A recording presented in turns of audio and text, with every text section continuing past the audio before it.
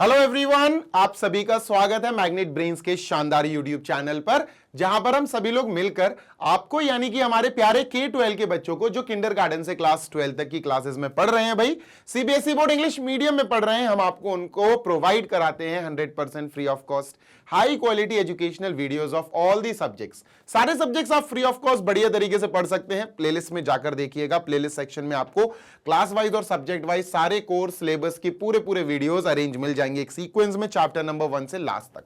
इसी के साथ जो हमारे प्यारे हिंदी मीडियम के स्टूडेंट्स हैं क्लास 6 से क्लास 12 वाले, वो भी फ्री ऑफ कॉस्ट अच्छी एजुकेशन प्राप्त कर सकते हैं UP board, MP board, Bihar board, Rajasthan board और दिल्ली बोर्ड की।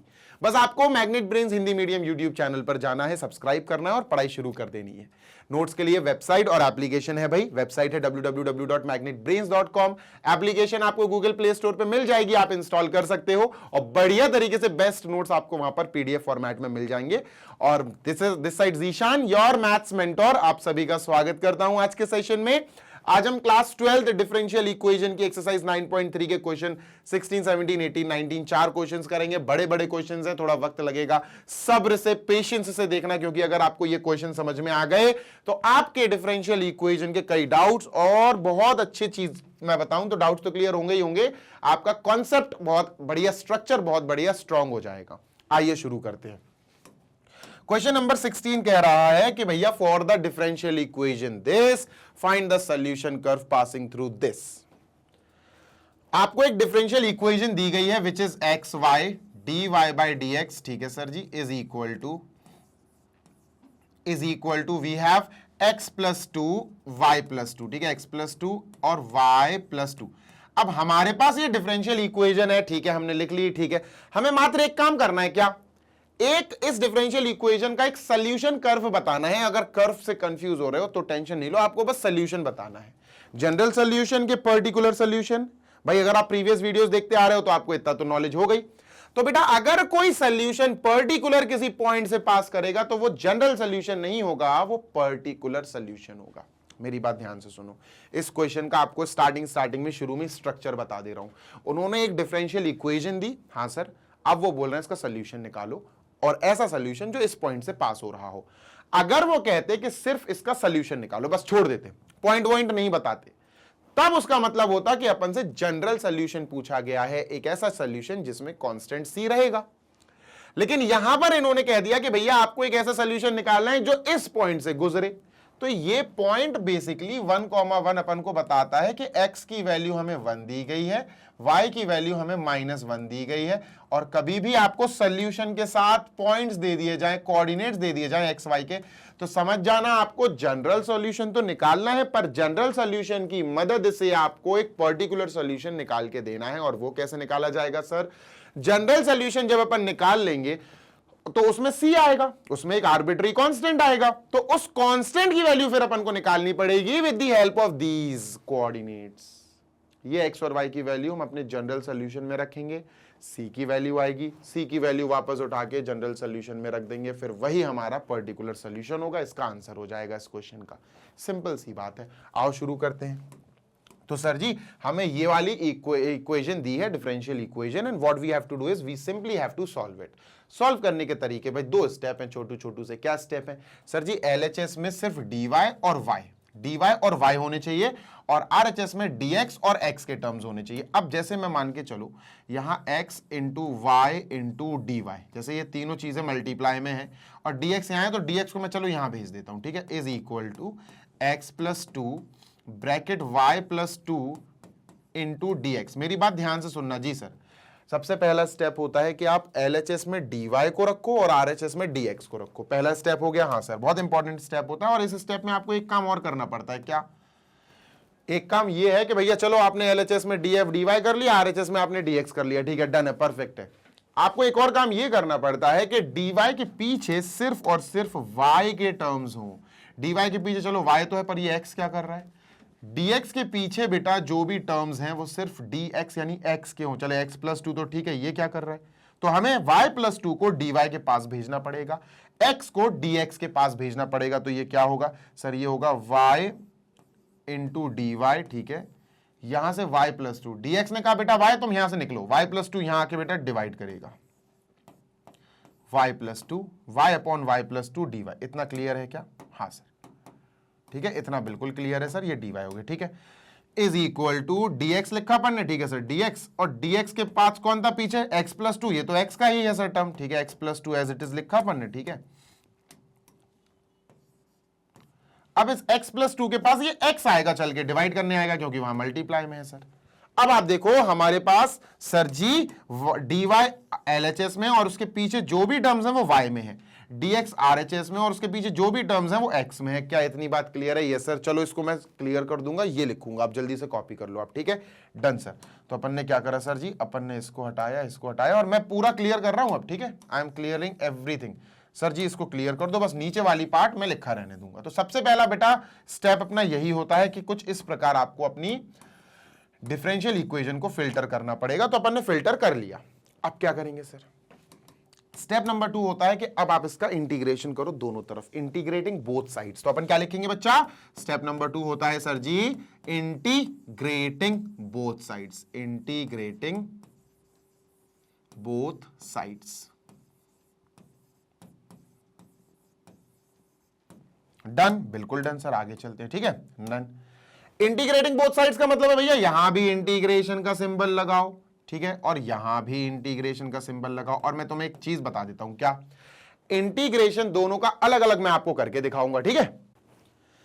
चलो देखो, दोनों अलग अलग करके दिखाऊंगा आपको, ठीक है, डन। पहले इसको लिख देता हूं, इक्वल टू लगा देता हूं, ठीक है। अब देखना, सबसे पहले यहां ये वाले पार्ट पे इंटीग्रेशन लग गया, y upon Y plus two sir D Y, ठीक है। यहां x plus two upon x plus two upon x dx। अब मैं एक बात बताता हूं आपको, क्या देखने में बहुत सही लग रहा है दोनों, एक बहुत बड़ी मिस्टेक, एक बहुत बड़ी गलती हो सकती है सर। क्या हो सकती है गलती? मैं बताता हूं आपको, ध्यान से सुनना। इसको देखो पहले आप, है ना, ये वाले को देखो, मैं इसको आपको बताता हूं। Integration x plus two upon x, देखो यार ऊपर जो है ना दो टर्म्स है और नीचे एक टर्म है। हाँ, हम यहां सेपरेट डिवाइड कर सकते हैं पर यहां सेपरेट डिवाइड नहीं कर सकते। ऊपर y है, नीचे y प्लस टू है, बेटा ये रुला देगा, ये रुला देगा, पक्की बात है, ये रुला देगा, नहीं तो दिक्कत हो जाएगी। तो सर यहां क्या कर सकते हैं अपन? सेपरेट डिवाइड कर देंगे, ठीक है सर। तो यहां x अपॉन एक्स, ठीक है सर, प्लस 2 अपॉन एक्स, हाँ सर बिल्कुल सही है, ब्रैकेट क्लोज, dx, पक्की बात, 100% पक्की बात। ये क्या बनेगा sir? Integration bracket 1 plus 2 upon X dx, पक्की बात, 101% पक्की बात। अब इसको सर ब्रेक कर देते हैं सर, क्या कर देते हैं बेटा? ब्रेक कर देते हैं, मतलब integration of 1 dx plus integration of 2 upon X dx, integration of 2 upon X dx, ठीक है। इंटीग्रेशन ऑफ 1 dx क्या होता है सर? 1 सर x आएगा, क्योंकि dx है तो x आएगा, तो ये x हो गया सर, प्लस अभी c मत लिखना, c बाद में अपन फाइनली एक ही बार लिख देंगे, ठीक है, c प्लस, ठीक है सर। ये कैसे करा जाएगा? इजी है यार, 2 को पीछे खींच लो, 2 कोएफिशिएंट है, ब्रैक integration 1 upon X dx।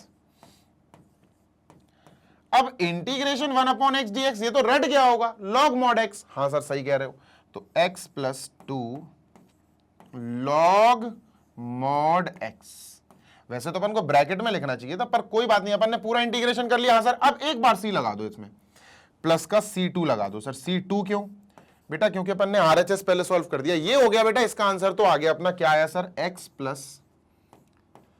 Plus, ठीक है sir ji, x plus 2 log mod x, 2 log mod x, और फिर अपन ने लिखा प्लस का c2।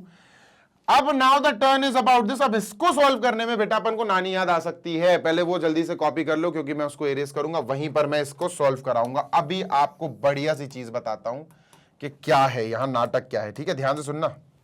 जी sir, integration y upon y plus 2। देखो एक बढ़िया सी चीज बताता हूं तुमको, क्या सर? dy। अगर ऊपर 1 होता, y ना होता, ऊपर 1 होता, 1 अपॉन y प्लस 2, तो फिर अपन log mod y प्लस 2 लिख देते, खत्म, फिर टेंशन खत्म हो जाती है, अपनी टेंशन फ्री हो जाती है। क्या लिखते हैं सर? 1 अपॉन y प्लस 2 होता है, y plus 2, y is linear, basically y square नहीं है, y की पावर 1 है, y प्लस 2 इज लीनियर, तो आराम से अपन log mod y प्लस 2 लिख के पीछे हट जाते, आंसर हो जाता। लेकिन ऊपर y आ गया सर, ऊपर y आ गया। अपन को क्या करना पड़ता है ऐसे क्वेश्चंस में? ध्यान से सुनना, जब वेरिएबल की पावर सेम हो, y की पावर 1, y की पावर 1, तो इसमें करना क्या पड़ता है, ध्यान से सुनना, अगर ये होता वाई स्क्वायर, सपोज ये वाई स्क्वायर होता, तो अपन इसको लेट कर लेते, इसको लेट करते टी, आराम से हो जाता, फिर तो इसको लेट कर लेते टी। जब वेरिएबल्स की पावर सेम होना तब आपको न्यूमरेटर को डिनोमिनेटर जैसा बनाना पड़ता है। मतलब सर अभी बताता हूं, मतलब ध्यान से सुनना जी सर, अभी बताता हूं आपको। जैसे equal to integration y upon Y plus 2, ठीक है, dy, ये लिखा, हाँ सर, सर आपने तो वही कॉपी कर दिया सेम, अब बता तो रहा हूं, सबर तो रखो। ऊपर नीचे y प्लस 2 है, डिनोमिनेटर के जैसा अपन न्यूमरेटर को बनाना चाहते हैं, तो सर ऊपर प्लस 2 लगा दो, लो भैया बन गया। अब प्लस 2 ऐसे ही लगा दिया क्या, अगर प्लस 2 लगाया है नीचे वाले की तरह बनाने के लिए, तो बेटा अपन को -2 भी लगाना अनिवार्य है, जरूरी है। और ये बात कान खोलकर अपने दिमाग में डाल लो, ठीक है, कान खोलकर अपने दिमाग में ये बात को डाल लो, फीड कर लो, ठीक है, डन सर। इससे होगा ये, इससे एक फायदा ये होगा कि हम सेपरेट डिवाइड कर सकते हैं। अब कैसे सर, इंटीग्रेशन, ठीक है सर, ब्रैकेट लगाया, y plus two upon Y plus 2, ठीक है, done sir, -2 upon Y plus 2, 2 upon Y plus 2 bracket close, ठीक है सर, dy, डन। ये सेपरेट डिवाइड। इससे और एक फायदा क्या, ये तो कट जाएगा सर, 1 आएगा, ठीक है, इंटीग्रेशन ब्रैकेट, ये तो y प्लस टू अपॉन, तो 1 आ गया सर, ठीक है, -2 अपॉन वाई प्लस 2, ठीक है, 2 upon Y plus 2 bracket close dy, ठीक है सर। अब यहां पर अपन स्प्लिट कर देंगे, क्या स्प्लिट कर देंगे sir, integration of 1 dy minus integration of 2 upon Y plus 2, integration of 2 upon Y plus 2 और dy।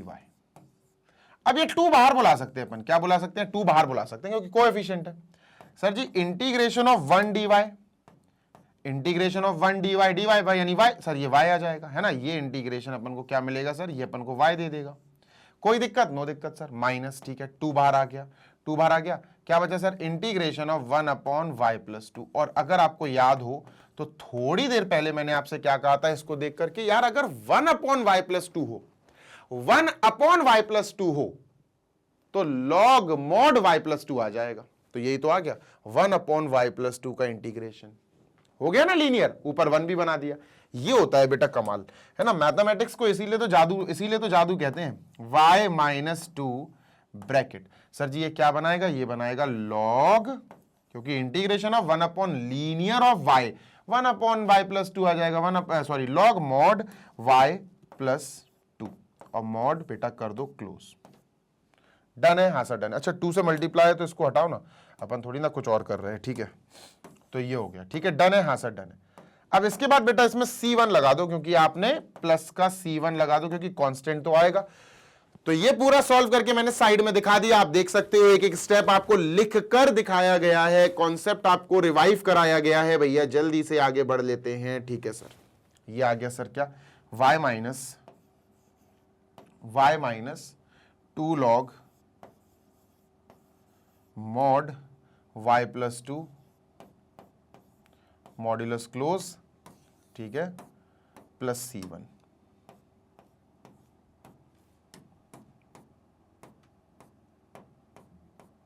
Done, yes sir. अब क्या करें, अब बेटा y इज इक्वल टू बनाओ, y इज इक्वल टू, ठीक है, y इज इक्वल टू, इन सबको वहां भेजो। तो सर 2 लॉग, पहले ध्यान से सुनना जी sir, x plus 2 log mod x, ठीक है, x plus 2 log mod x, हाँ सर। अब ये भेजा जाएगा, माइनस का 2 लॉग है, प्लस का 2 लॉग मॉड y प्लस 2, ठीक है, मॉड्यूलस क्लोज, ठीक है, प्लस का C1 आ जाएगा, माइनस का C1 हो जाएगा, प्लस C2 के पास माइनस का C1 आ रहा है, इनकी जगह C लिख देना।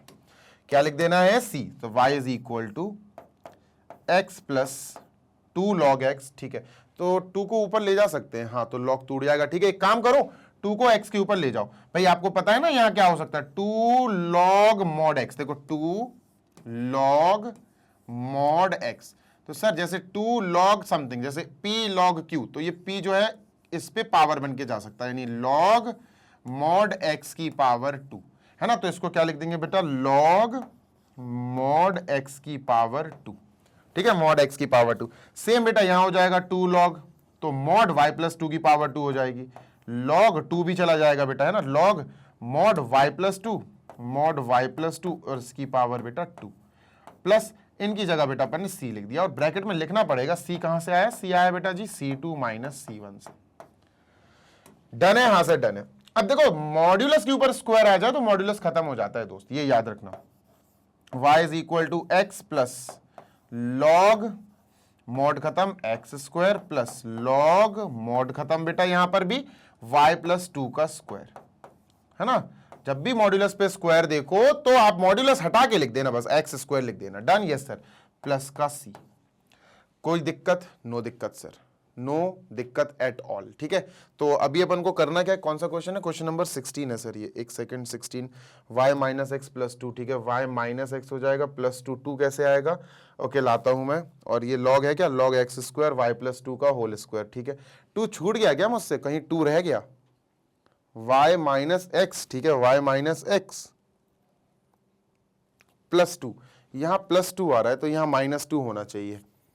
अच्छा, ओ c की वैल्यू है ना यार, c की वैल्यू है, ओके सही है, कोई दिक्कत नहीं है, कोई दिक्कत नहीं है, मैंने आंसर मैच कर लिया है, कोई दिक्कत नहीं है सर, ठीक है। देखो अब एक काम करो, क्या सर, ये तो अपना आंसर आ गया, ये हमारा जनरल सोल्यूशन आ गई सर। अपन क्या लिख सकते हैं, जनरल सोल्यूशन। इसको और अच्छे से लिखा जा सकता है, और अच्छे से लिखा जा सकता है। इसको मैं पहले इरेज कर दूं, ठीक है, let me just erase this, ठीक है भाई। लॉग लॉग का कैलकुलेशन तो करा ही सकते हैं, जैसे y इज इक्वल टू, ठीक है sir, y is equal to x, ठीक है, प्लस, ध्यान से सुनो, log something plus log something मतलब लॉग समथिंग इनटू समथिंग। भाई ऐसा आ जाए आपके पास, log a plus log b, तो इसकी जगह क्या लिखा जा सकता है, एक बार लॉग लगा के, सर जी प्लस है ना तो a इंटू बी हो जाएगा, a इंटू बी। अगर माइनस होता तो a अपॉन बी हो जाता। तो सर लॉग a, ये a है और ये b है, तो लॉग a इंटू बी हो जाएगा, क्या हो जाएगा, x प्लस लॉग, ठीक है, this is a which is basically x square, ठीक है सर, इंटू b है बेटा y प्लस 2 का होल स्क्वायर, y प्लस 2 का होल स्क्वायर और ब्रैकेट क्लोज। तो ये हो गया लॉग a इंटू बी, ए हो गया ये, b हो गया ये, डन सर। उसके बाद प्लस का c है, प्लस का c लिखा, और बेटा ये है हमारा क्या, हम कह सकते हैं sir this is our general solution, है ना। ये क्या है सर जी, जनरल सोल्यूशन है, हमें पर्टिकुलर सोल्यूशन निकालना है, दिस इज जनरल सोल्यूशन, क्योंकि इसमें c है, आर्बिट्री कांस्टेंट है, ये क्या है, जनरल सोल्यूशन है, ठीक है। अब हमें बताया कि ये जो है ना, ये passing through the point this, इस पॉइंट से गुजर रहा है ना, क्वेश्चन में क्लियरली बोला है कि भैया पासिंग थ्रू दिस, तो अपन क्या बोलेंगे, गिवन, गिवन, ये सॉल्यूशन कर्व है, गिवन, क्या गिवन है सर जी, गिवन है सॉल्यूशन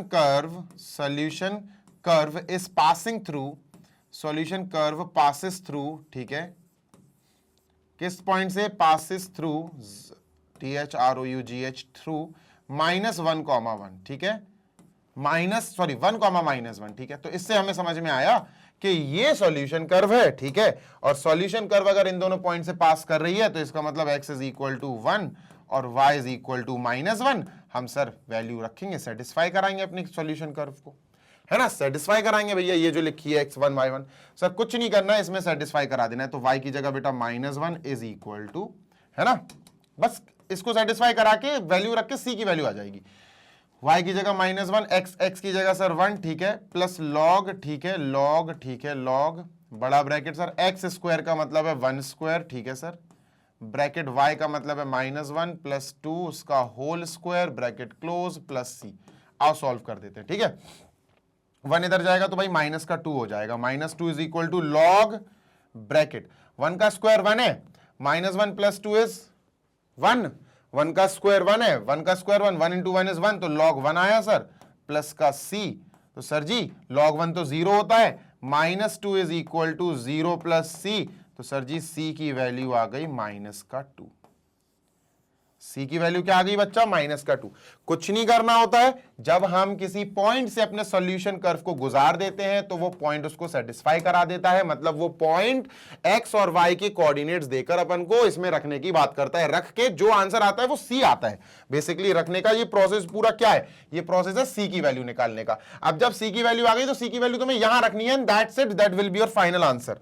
बात समझ में आ रही है, यस सर। तो अपन c की वैल्यू रखते हैं सर, c -2 है ना, हाँ सर, तो मैं लिखता हूं बेटा y is equal to x, ठीक है, y, अरे भाई ब्लैक कलर नहीं, y is equal to x plus, ठीक है सर, log, ठीक है, x plus log x square plus bracket में लिखेंगे, ठीक है sir, x square bracket y plus 2 का स्क्वायर ब्रैकेट क्लोज, ठीक है सर, प्लस c बेटा माइनस का 2 है ना, प्लस c, देखो प्लस का c का मतलब है -2, मैंने रख दिया, ये हमारा आंसर है। पर इसको हमें एनसीईआरटी के अकॉर्डिंग देना है आंसर। एनसीईआरटी में x और 2 को इन्होंने यहां बुला लिया, तो y माइनस एक्स हो जाएगा, माइनस का 2 यहां आएगा, प्लस का 2 हो जाएगा, बराबर इक्वल टू क्या आएगा बेटा, लॉग ब्रैकेट, ठीक है, x square bracket y plus 2 का स्क्वायर, जिसको ऑलरेडी अपन स्क्वायर में लिख सकते हैं, एक ही स्क्वायर में, पर उन्होंने ऐसा लिखा नहीं है। ये आंसर है बच्चा, दिस इज आवर आंसर। ठीक है, एक बार मैं देख लूं कहां है, क्वेश्चन नंबर 16 है, y minus x plus 2 is equal to log x square y plus 2 का होल स्क्वायर। बिल्कुल सही है, यही आंसर है। लेकिन अगर वो चाहें, अगर अपन चाहें तो इसको मर्ज कर सकते, x इंटू वाई प्लस 2, भाई एक्स स्क्वायर और y प्लस 2 का स्क्वायर, तो इसका होल स्क्वायर ऐसे लिखा जा सकता है, इफ वी वांट, है ना, ऐसे भी लिखा जा सकता है, जिसको अपन लिख सकते हैं, क्योंकि कंबाइंड अपन होल स्क्वायर लगा सकते हैं ना, इफ यू वांट। ये नहीं है, एनसीईआरटी में ये आंसर दिया है। ठीक है, तो चलो भाई, this is over and out. Question number अपना 16 हो गया है खत्म। चलते हैं क्वेश्चन नंबर 17 की ओर। ठीक है, done sir. Question number 17 is on the way sir. ठीक है भैया, 17 क्वेश्चन। ठीक है, इसको इरेज कर दूं। 17th क्वेश्चन ये रहा आपके सामने। ठीक है, find the equation of a curve passing through the point this given that at any point this on the curve the product of the slope। बहुत शानदार क्वेश्चन। यहां से क्वेश्चंस की आप कह सकते हो कैटेगरी चेंज हो गई। मैं इसको बोलूंगा शानदार क्वेश्चंस, SHAN, शान, DAAR दार, शानदार प्रश्न। ऐसा क्यों सर? देखो, बात ध्यान से सुनना। होता क्या है, मतलब जो अभी अपन क्वेश्चन सॉल्व करते आ रहे हैं 9.3 में, बेसिकली उनका एक स्ट्रक्चर हमें पता है कि हमें डिफरेंशियल इक्वेशन दी जाएगी, उसके हमें जनरल सॉल्यूशंस निकालने हैं। ठीक है, पहले तो ये आया था 1 से लेकर 10th क्वेश्चन तक, जब आपको डिफरेंशियल इक्वेशन दी जाएगी, आपको उसके जनरल सॉल्यूशन निकालना है। उसके 2 स्टेप होते हैं सर। पूरी की पूरी अपनी जो डिफरेंशियल इक्वेशन है फर्स्ट ऑर्डर फर्स्ट डिग्री वाली, उसको dy और dx अलग अलग कर लो, सेपरेट कर लो वेरिएबल्स, है ना, सेपरेशन वेरिएबल, सेपरेशन मेथड ही तो नाम है उसका, और फिर उसका दोनों तरफ इंटीग्रेट कर दो, आंसर आ जाएगा। ठीक है, या फिर क्वेश्चंस पर्टिकुलर सॉल्यूशन वाले आते हैं कि सर आपको डिफरेंशियल इक्वेशन दी जाएगी, उसमें आपको एक पर्टिकुलर पॉइंट दिया जाएगा, उस पॉइंट से आपको अपने जनरल सॉल्यूशन को गुजारना है, पर्टिकुलर सॉल्यूशन बताना है। मतलब आप पहले जनरल सॉल्यूशन निकालोगे उस डिफरेंशियल इक्वेशन का, जैसे निकालते आए हैं, फिर उस जनरल सॉल्यूशन में जिसमें C मौजूद होगा, जैसे ये है जनरल सॉल्यूशन में, जैसे ये C मौजूद है, फिर अपन इस जनरल सॉल्यूशन को दिए गए पॉइंट से गुजारेंगे। भैया कौन सा पॉइंट दिया, 1, -1, तो x की जगह 1, y की जगह -1 रख दिया, सॉल्व कर दिया, C की वैल्यू आ जाएगी, उस C की वैल्यू को उठा के यहां रख देंगे, आंसर आ गया। ठीक है, 2 तरह के क्वेश्चन हमने देखे। अब जो क्वेश्चन नंबर 17 से शुरू हो रहे हैं, 17, 18, 19, 20, इन क्वेश्चंस में हमें डिफरेंशियल इक्वेशन नहीं दी गई है। अभी तक जो क्वेश्चंस थे उसमें डिफरेंशियल इक्वेशन दी जा रही थी, आपको जनरल सॉल्यूशन निकालने थे। डिफरेंशियल इक्वेशन दी जा रही थी, जनरल सॉल्यूशन निकाल के पर्टिकुलर सॉल्यूशन निकाले जा रहे थे। अब क्या होगा? अब हमें हमारे दिमाग का उपयोग करके, हमारी प्रीवियस नॉलेज का उपयोग करके क्वेश्चन को पढ़ना है, उसकी थ्योरी समझनी है, और हमें पहले तो डिफरेंशियल इक्वेशन को जनरेट करना है, डिफरेंशियल इक्वेशन को उत्पन्न करना है। यह पहला काम है हमारा। फिर हम आगे चलेंगे, उसका solution, general solution, particular solution निकालेंगे, वो बात की बात है। पहले डिफरेंशियल इक्वेशन तो लाओ, आओ पढ़ते हैं बेटा, इसके डिफरेंशियल इक्वेशन सॉल्व करते हैं। ठीक है, done sir, differential equation solve करते हैं बाद में, पहले लेकर तो आओ। Find the equation of the curve passing through, वो इक्वेशन हम निकाल लेंगे थ्रू द पॉइंट। ठीक है, given that at any point x, y on the curve the product of the slope of the tangent। लो भैया, मोस्ट इंपॉर्टेंट पॉइंट आ गया। आओ तुमको एक चीज बताता हूं, क्या, ध्यान से सुनना। ठीक है जी सर, ध्यान से सुनना जी सर। सपोज ये कर्व है, ठीक है, this is a curve going. ठीक है, मैंने कहा इस पॉइंट पर ये एक पॉइंट है, ठीक है, डन सर, और इस पॉइंट का नाम इन्होंने दिया है x, y। ध्यान से सुनना जी सर, ये पॉइंट है अपना x, y। अब मैंने कहा इस पर एक टेंजेंट बनाओ, क्या बनाओ, एक टेंजेंट बनाओ, ठीक है। आप गए और आपने इस पे एक टेंजेंट बनाने की पूरी भरपूर कोशिश करी, ठीक है। सर ये कहाँ टेंजेंट बना रहे, अरे भाई यहाँ टेंजेंट बना के यहाँ लेकर आ रहा हूं मैं, ताकि अच्छा क्लियर सब क्लियर लगे काम, ठीक है सर जी। ये टेंजेंट बना ली, ठीक है भैया। ये अपन ने इस पॉइंट से गुजरती हुई, टच करती हुई एक टेंजेंट बना ली, पक्की बात, 100% पक्की बात sir. What is this, this is a tangent, what is this, this is a tangent, ठीक है। ये कर्व है। अब थोड़ी, अब जब कर रहे हैं काम तो यार अच्छे से ही करें। ये क्या है सर जी, ये कर्व है, दिस इज दी कर्व, ठीक है, CURVE कर्व, पैराबोला एरोबोला जो कहना है कह लो। ये क्या है सर जी, ये टेंजेंट है, ठीक है, दिस इज अ टेंजेंट, ठीक है। अब टेंजेंट अगर बनी है कर्व पे तो कुछ स्लोप भी होगा भाई, टेंजेंट से स्लोप बनता है ऑब्वियसली, सही बात है सर। अब टेंजेंट अगर बनी है तो हमारे पास कोई कर्व होगा, उस सॉरी कुछ स्लोप होगा। मैंने ये वाई एक्सिस बनाई, ध्यान से सुनना जी सर, ये वाई एक्सिस बनाई, अरे ऐसे बनाना पड़ेगी, लो x axis y axis. Sir y axis ये स्लीपिंग एक्सिस कब से होने लगी, अरे भाई वो सीधी बनती ही नहीं है मुझसे, तो मुझे स्लीपिंग लाइन ही बनानी पड़ती है, तब जाके मैं उसका काम तमाम कर पाता हूं, ठीक है। ध्यान से सुनना जी सर, ये सिर्फ समझाने के लिए, कोई टाइम पास नहीं, सिर्फ समझाने के लिए कि तुम भैया जीशान सर से अगर पढ़ रहे हो तो क्यों पढ़ रहे हो, कुछ तो खास मिलना चाहिए ना, है ना। Done sir. इसको अपन क्या करते हैं, इसको सर थोड़ा सा टिल्ट कर लेते हैं, ठीक है, इसको टिल्ट कर लेते हैं, ठीक है, और थोड़ा छोटा कर लेते हैं, ठीक है सर। अब ये अपन ने बना दी, ध्यान से सुनना सर, ध्यान से सुनना जी sir. This is y axis, ठीक है sir, this is y axis, ठीक है sir, this is x axis, this is x axis, ठीक है। मैं इतना क्यों बना रहा हूं, मैं सिर्फ इतना बताना चाहता हूं कि अगर हम किसी कर्व पर, किसी पॉइंट पर उससे बनने वाली टेंजेंट बनाएं और उस टेंजेंट को पीछे खींच दें, ध्यान से सुन लो बेटा, बहुत इंपॉर्टेंट बात बता रहा हूं, और उस टेंजेंट को पीछे खींच दें तो वो टेंजेंट, ध्यान से सुनना सर, वो टेंजेंट एक्स एक्सिस पर कहीं कट जरूर करेगी, इंटरसेक्ट जरूर करेगी। करेगी क्या, हाँ सर बिल्कुल करेगी, है ना, बिल्कुल करेगी सर, पक्की बात है, 110% पक्की बात है सर, ठीक है। अब सर ये कहां ले जा रहे हो आप, बताता हूं, रुक जाओ सर। इस पॉइंट पर कट किया, अब इस पॉइंट पर टेंजेंट ऑफ दिस कर्व ने एक्स एक्सिस को कट किया। एक्स एक्सिस को अगर कोई लाइन कट करती है तो हम पॉजिटिव डायरेक्शन में बनने वाला एंगल बना सकते हैं, वो ये है सर, है ना, ये है, ध्यान से सुन लो जी सर, ये है, और अगर अच्छे से देखना हो तो ये है एंगल, है सर, हाँ बिल्कुल ये है एंगल, ठीक है सर, पक्की बात, 100% ये है एंगल। ये एंगल क्या है, थीटा। इस एंगल थीटा को इंक्लिनेशन कहते हैं, इसी इंक्लिनेशन से हम स्लोप निकाल लेते हैं, m is equal to tan theta. लेकिन अगर ये थीटा ना हो तो स्लोप कैसे निकलेगा, आओ अब बात करते हैं मेन चीज की।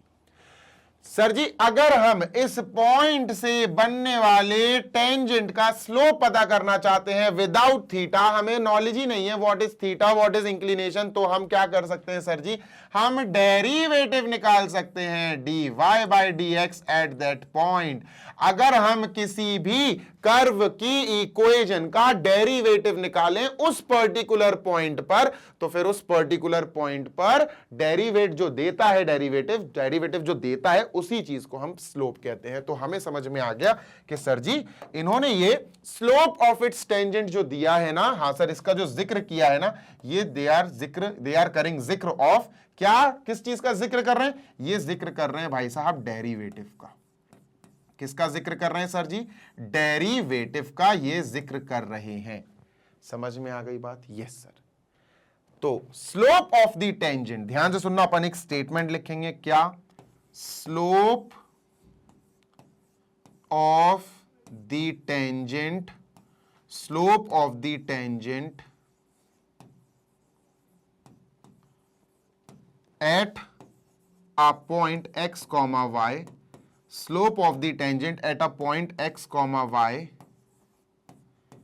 can be given, किस चीज से गिवन हो सकती है, can be given by derivative, can be given by derivative, can be given by derivative, ठीक है, हाँ sir, can be given by derivative यानी dy y by d x. ठीक है, क्योंकि डेरिवेटिव ही हमें स्लोप देता है। Slope can be found by use of derivative. इतनी बात याद रखना। अब मैं इसको हटा दूं क्या? हाँ सर हटा दो। ठीक है, क्लियर है क्या? हाँ सर क्लियर है। अच्छा नीचे लिख दो इसको। ठीक है, डन। Excuse me. तो भैया डेरिवेटिव की बात हो रही है, हमने लिख दिया d y by d x. ठीक है sir, and y, the product of this and y coordinate. y coordinate तो y ही है ना, x और y। ठीक है, is equal to its x coordinate, is equal to its x coordinate. x coordinate की जगह x है। तो ये आ गई बेटा हमारी डिफरेंशियल इक्वेशन। ठीक है, according to the given condition, according to the given information हम कह सकते हैं। ठीक है, according to the question. ATQ का मतलब होता है बेटा अकॉर्डिंग टू द क्वेश्चन। ठीक है, done. So this is the differential equation. अब हमें डिफरेंशियल इक्वेशन में dy को LHS में रखना है। बस आप प्रोसेस शुरू कर दो। क्या होता है सर प्रोसेस होता है कि dy को हमने यहां रख दिया विद y वाले टर्म्स। तो y वाला टर्म ये पीछे लिखो बेटा इसको। ठीक है, y dy, dx को x के पास भेज देंगे, x dx। डन है क्या? हाँ बिल्कुल डन है सर। अब हमने क्या करा सर, LHS में dy विद y के टर्म्स, RHS में dx विद x के टर्म्स। हमें एक काम करना है क्या, डिफरेंशिएट सॉरी इंटीग्रेट कर देना है दोनों। बस सेकंड स्टेप क्या होता है, integrating both sides. Integrating both sides sir जी, बोथ साइड्स।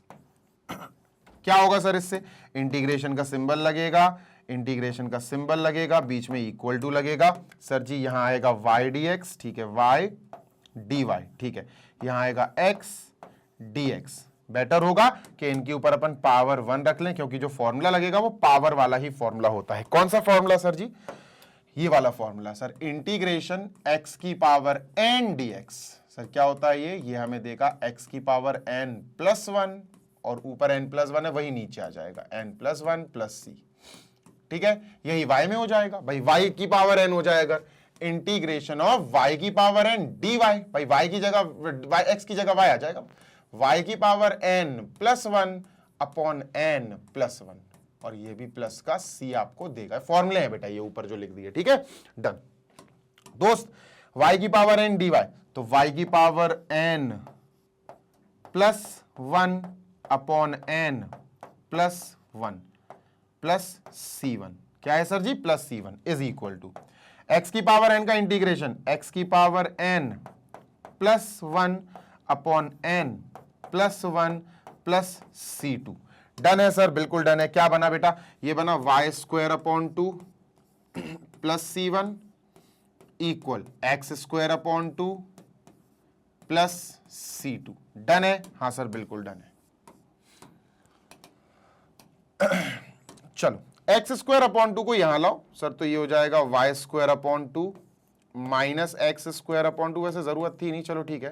c2 के पास c1 आया, माइनस का हो गया, इसको बेटा c बोल देंगे, है ना। y square upon 2 minus x square upon 2 is equal to c, है ना। और अपन को ब्रैकेट में बताना भी पड़ेगा कि c क्या है। c क्या है भैया, कहां से आया, c2 माइनस c1 से। ठीक है, यहां से अपना c आया है। ठीक है, ठीक है, डन।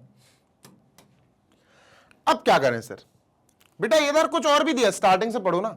फाइंड द इक्वेशन, ये हमारी सोल्यूशन है बेटा, दिस इज सोल्यूशन। ये क्या है सर, ये सोल्यूशन है, इसको हम कहेंगे जनरल सोल्यूशन। क्या कहेंगे बेटा, हमारे इस क्वेश्चन का ये जनरल सोल्यूशन आ गया। ठीक है, जनरल सोल्यूशन। अगर आप चाहो तो y के इक्वल ही लिख सकते हो, y के इक्वल। भाई इसको यहां भेज दो, 2 को वहां भेज दो, तो y स्क्वायर के इक्वल भी आप लिख सकते हो इफ यू वांट टू। मैं इसको इरेज कर रहा हूं, ठीक है, आई एम इरेजिंग दिस। ठीक है, स्पेस खत्म हो जाएगा, स्पेस मिल गया अपन को। ठीक है, डन सर।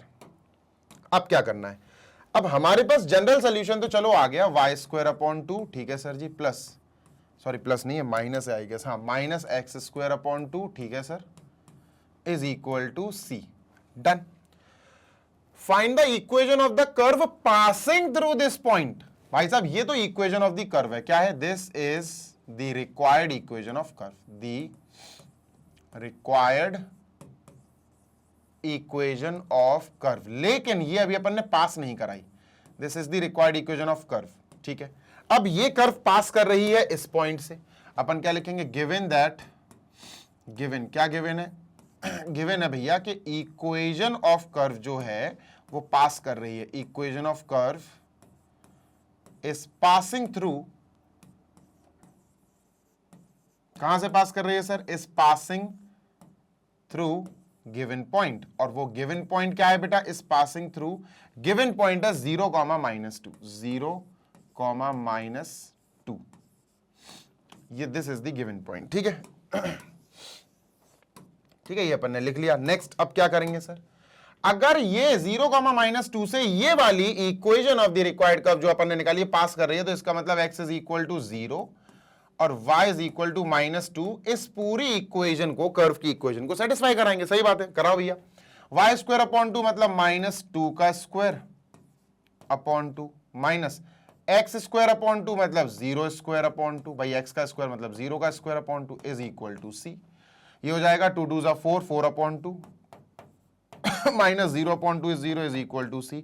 2 4 अपॉन 2 2, यानी c क्या आया सर जी? c आ गया बेटा 2, और C2 आ गया, तो C को भाई देखो आपके पास जनरल सोल्यूशन आ गया, ये जनरल सोल्यूशन है। अब जनरल सोल्यूशन में आपने क्या करा? आपने जनरल सोल्यूशन में जो इक्वेशन आई है उस इक्वेशन को आपने पास करा दिया एक पॉइंट से, जो क्वेश्चन कह रहा था कि भैया इस पॉइंट से अपना कर्व पास कर रहा है, सोल्यूशन कर्व, तो पास करा दिया आपने, उससे C की वैल्यू आई। अब C की वैल्यू क्या है? C की वैल्यू हमें जनरल सोल्यूशन में रखना है, और फिर हम उस जनरल सोल्यूशन को जनरल नहीं कह सकते, वो पर्टिकुलर सोल्यूशन हो जाएगा। तो हम क्या करेंगे सर जी? हम लिखेंगे बेटा देयरफॉर फाइनल आंसर इज, जो आंसर हमें निकालना था, इट इज बेटा y स्क्वायर अपॉन 2, ठीक है, minus x square upon 2 is equal to c, and c की वैल्यू अपनी 2i। एलसीएम ले लेंगे बेटा, तो y square minus x square upon 2 is equal to 2, LCM 2 आएगा, ये यहां जाएगा multiply, therefore y square minus x square is equal to बेटा जी 4, दैट्स आवर आंसर। हो सकता है y में आंसर दिया हो, देख लूंगा मैं। 17 y square minus x square is equal to 4, this is the current answer, और हमारा आंसर परफेक्टली मैच कर गया है सर जी। डन है क्या? बिल्कुल डन है sir. Moving on to next, और देखते हैं सर अब अपन नेक्स्ट क्वेश्चन नंबर 18 कैसे करेंगे। 18 19 दो क्वेश्चन और बचे, ठीक है। चलो jumping on to next question number 18 as well. देख लेते हैं भैया 18 में क्या जादू छुपा हुआ है। क्वेश्चन वो भी बढ़िया ही होगा, 18 19 20 बढ़िया बढ़िया क्वेश्चन है भाई, बहुत मस्त मस्त क्वेश्चन है ये। Done, yes sir. अभी तो अब क्वेश्चन का स्ट्रक्चर आप समझ गए ना, कैसा है इस क्वेश्चन का स्ट्रक्चर। सर जी हमें यहां पर डिफरेंशियल इक्वेशन तक नहीं दी गई थी, हम डिफरेंशियल इक्वेशन लाए। कैसे लाए भाई? वही ला पाएगा जिसको पता होगा slope of a tangent is actually derivative of that slope of that curve. Sorry, slope नहीं, स्लोप कैसे निकाली जा सकती है? स्लोप को निकालने का एक तरीका होता है m is equal to tan theta, दूसरा तरीका होता है y2 minus y1 upon x2 minus x1। ये दो तरीके होते, पर ये दोनों ही तरीके यहाँ भैया एप्लीकेबल नहीं है। ना एलिवेशन है, ना इंक्लिनेशन है हमारे पास थीटा, ना दो पॉइंट्स है। तो हम क्या करेंगे सर? हम जो कर्व है, जिस पॉइंट पर हमें टेंजेंट लेनी है, उस पॉइंट पर टेंजेंट का स्लोप डेरिवेटिव से भी निकाला जा सकता है। तो हमने dy by dx लिया डेरिवेटिव को, dy by dx into y। भाई कहा है उन्होंने product of slope and y coordinate क्या है? x, y पे y है, is equal to the x coordinate x है। बस लो भैया डिफरेंशियल इक्वेशन बन गई, उसको सॉल्व किया बेटा। डिफरेंशियल इक्वेशन को कैसे सॉल्व करना है आपको पता ही है, dy अलग और dx अलग, दोनों को फिर इंटीग्रेट कर दो। इंटीग्रेट किया तो आपके सामने पूरा सॉल्यूशन है, दैट्स इट। चले सर जी सर, अब इसको जल्दी से इरेज करते हैं। 18th क्वेश्चन ये रहा बेटा, पढ़िए। क्वेश्चन कह रहा है at any point x, y of a curve the slope of the tangent is twice. वही चीज है भैया, बिल्कुल वही चीज है, ठीक है। मैं यहां पर थोड़ा सा इरेज करना चाहता हूं, बिकॉज आई जस्ट वांट कि मुझे वो बना बनाया फिगर मिल जाए, काहे के लिए मैं दोबारा से बनाऊं, ठीक है। तो इसको अपन इरेज कर देते हैं। मैं दोबारा से बनाऊंगा बेटा तो फिर वो उतना अच्छा नहीं बनेगा, गंदा बनेगा, ठीक है। तो आपको क्या करना है, आपको बिल्कुल वही स्लोप बना के दिखाऊंगा मैं, वही बिल्कुल वही स्लोप जो अपन ने अभी इक्वेशन बनाई थी ना, सेम टू सेम। लो भैया आ गया आ गया आ गया आ गया, ठीक है, डन। चलो सर इसको इरेज कर देते हैं। इससे कहते हैं कि भैया आप जाइए, ठीक है, खाना खा के आइए। ये बना दिया अपन ने, ठीक है, पूरा वही बना है, पूरा का पूरा वही बना है, डिट्टो सेम टू सेम, कुछ भी अलग नहीं है इसमें, ठीक है, ठीक है, डन सर। अब देखो यहां पर अपन क्वेश्चन नंबर 18 पे पहुंच गए थे ना, हाँ 18 पे पहुंच गए थे सर, ठीक है। देखना क्वेश्चन नंबर 18 कह रहा at any point x, y of a curve. चलो ये कर्व है सर, ठीक है, इस पे x, y कहीं पॉइंट है, ठीक है। The slope of the tangent, भैया स्लोप बना दी, भाई टेंजेंट बना दी, टेंजेंट की स्लोप m की मदद से आ जाएगी, m बेटा थीटा की मदद से आ जाएगा, पर ना थीटा है ना xy ना y2 minus y1 x2 y कुछ भी नहीं है। हम समझ गए कि भैया यहां पर जो स्लोप m है वो ना थीटा से आएगी, यानी ना टेन थीटा लग पाएगा, ना ही y2 minus y1 upon x2 minus x1 से। तो कैसे आएगा स्लोप सर? ना टेन, दोनों जो तरीके हैं 11th क्लास में जो सीखे थे दोनों ही नहीं लग रहे। तो फिर तीसरा स्पेशल तरीका वो डेरिवेटिव है, यानी इस पॉइंट पर आप इस कर्व का डेरिवेटिव निकाल लो dy बाय dx, वही इस टेंजेंट का स्लोप कहलाएगा। मैं फिर बोल रहा हूं बेटा, अपन को ये लिखना पड़ेगा, slope of the tangent at a point is can be given by derivative. ठीक है, मैं क्या बोल रहा हूं बेटा? और उल्टा भी बोल सकते हो, derivative is actually unique point, जाने क्या बोलते हैं, एक लाइन बोलते हैं, मैं भूल और गया। ठीक है, चलो सर उसको बाद में लिख लेंगे, अपन आगे चलते हैं। तो यहां पर सबसे पहले बात की गई है स्लोप ऑफ, ध्यान से सुनना जी sir, slope of the tangent is twice the slope of the line segment joining the point of the contact, ठीक है, टू द पॉइंट -4, -3। ओ भाई खतरनाक, बहुत शानदार है, बहुत खतरनाक है। ठीक है, अब मुझे इसके लिए थोड़ा सा इसको चेंज करना पड़ेगा, थोड़ा सा, इतना सा, थोड़ा सा बताता हूं अभी आपको। देखो कैसे कर दूं इसको चेंज, एक काम करता हूं, दूसरा ही बनाना पड़ेगा, इसको हटाओ सर। ठीक है, दूसरा ही बनाना पड़ेगा। ठीक है, पूरे नहीं उड़ना है यार, पूरा नहीं उड़ना है आपको। ठीक है, ये हटा दिया मैंने। ठीक है, डन सर। देखना, ध्यान से सुनना जी सर।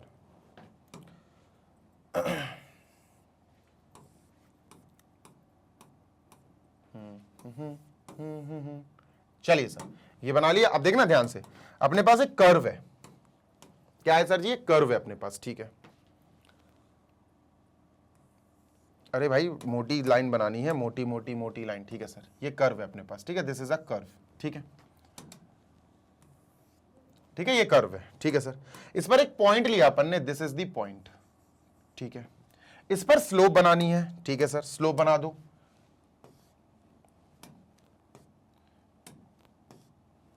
ये बेटर है, सीधी लग रही है मुझे।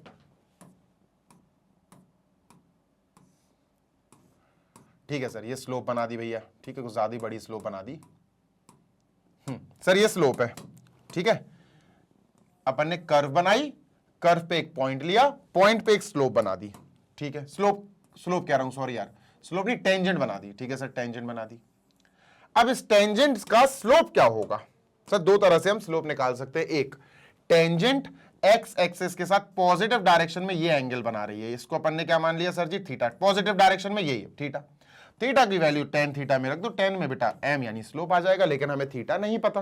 ठीक है भैया, तो स्लोप कैसे निकल सकती है सर? इस पॉइंट पर, जो पॉइंट है अपना क्या है सर? X comma y. क्या पॉइंट है बेटा? ये पॉइंट अपना एक्स कॉमा वाई है। इस पॉइंट पर इस कर्व का डेरिवेटिव निकाल लो, वही उसकी स्लोप होगा सर। इस कर्व की कोई इक्वेशन तो होती होगी यहां सर, है ना? ये क्या है? ये सर हमारी टेंजेंट है। ठीक है, ठीक है, डन सर। तो मैं अब आपसे कह रहा हूं कि भैया इस वाली, सुनना ध्यान से जी सर, मुझे इस टेंजेंट की स्लोप निकालनी है।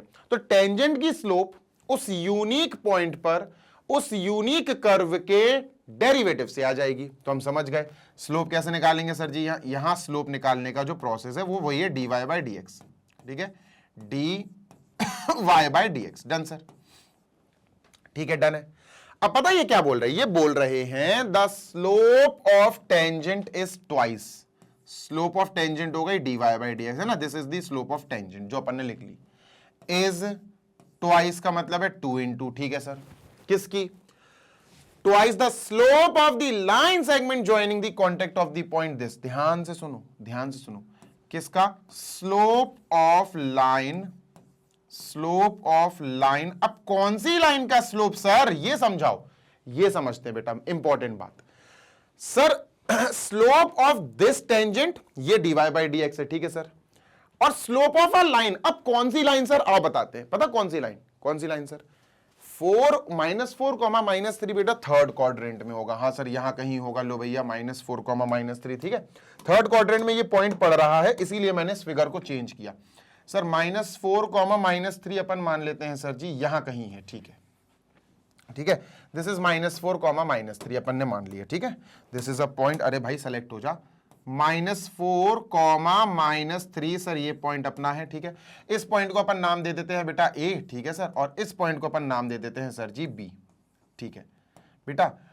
पॉइंट ऑफ कांटेक्ट यानी कि टेंजेंट और कर्व का पॉइंट ऑफ कांटेक्ट ये है, देखो ना, point of contact to the point, this point of contact क्या है, ये कर्व और टेंजेंट के पॉइंट ऑफ कांटेक्ट की बात कर रहे हैं। और दूसरा पॉइंट ये है, इन दोनों को ज्वाइन करती जो लाइन बनेगी वो लाइन अपन को चाहिए, इन दोनों को ज्वाइन करती हुई लाइन जो बनेगी सर जी वो लाइन अपन को चाहिए, ठीक है।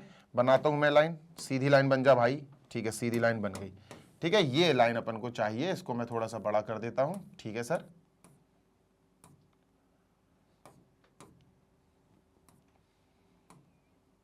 डन डन डन, ठीक है। लो भाई, ये हो गया हमारा पॉइंट बी और ये हो गया हमारा पॉइंट ए। पॉइंट ए क्या है, point of contact of the curve and tangent, ठीक है सर। पॉइंट बी, ये जो लाइन ए बी बनी ना, हाँ सर, इसके स्लोप की बात हो रही है। स्लोप ऑफ द टेंजेंट है dy by dx, slope of the line A B हमें नहीं पता, उसके दुगना है बेटा। Slope of the tangent is twice the slope of the line joining A B. A क्या है, पॉइंट ऑफ कांटेक्ट है बेटा कर्व और टेंजेंट का। बी है बेटा पॉइंट जो हमें दिया -4 -3 जो थर्ड क्वाड्रेंट में आएगा। अब बात ऐसी है सर कि स्लोप इसकी कैसे निकाले, slope of the line A B. तो यार मैंने आपको बताया स्लोप निकालने के दो फॉर्मूले जो क्लास 11th में आपने पढ़े हैं सर। स्लोप निकालने के दो फॉर्मूले होते हैं, एक होता है m is equal to tan theta, ठीक है। Done sir. क्या होता है ये होता है कि अगर अपन को इस लाइन का स्लोप निकालना है तो ये लाइन एक्स एक्सिस पर पॉजिटिव डायरेक्शन में कितना एंगल बना रही है सर, ये है angle x axis positive direction. अब नेगेटिव डायरेक्शन क्या होता है, नेगेटिव डायरेक्शन ये होता है बेटा, ये नेगेटिव डायरेक्शन ये होता है ना, ये अपन को नहीं चाहिए। पॉजिटिव डायरेक्शन में कितना एंगल बना रही है ये हमें पता ही नहीं है सर। तो m is equal to tan theta से हम इसका स्लोप नहीं निकाल पाएंगे। तो सर दूसरा तरीका तो होगा, हाँ एक और है बेटा स्लोप निकालने का तरीका, और वो होता है y2 minus y1 upon x2 minus x1। ये और एक फॉर्मूला है। अब ये कैसे लगेगा, अगर हमें इस लाइन की स्लोप निकालनी है तो इस लाइन पर मौजूद दो पॉइंट्स हमें चाहिए, और दो पॉइंट्स हैं हमारे पास। ये लाइन ए बी है बेटा, ए के कोऑर्डिनेट्स हैं x, y और बी के कोऑर्डिनेट्स हैं -4, -3। बस हो गया काम, हो गया काम भैया। एक पॉइंट है अपन ने लिख दिया सर, हम यही वाला टिक कर देते हैं, ये वाला तरीका हम अपनाएंगे slope of the line A B निकालने के लिए। तो सर एक पॉइंट है हमारे पास -4, -3, ठीक है, और एक पॉइंट ए और बी पर मौजूद होना चाहिए, ए बी पर। ए और बी दोनों हमें पता है तो बस काम हो गया बेटा। दो पॉइंट्स हैं अगर आपके पास किसी लाइन के, तो उस लाइन का स्लोप आप इजिली हंसते हंसते निकाल सकते हो। चलो ये हो गया सर x और y, तो x1 y1, ये हो गया सर x और y, तो x2 y2।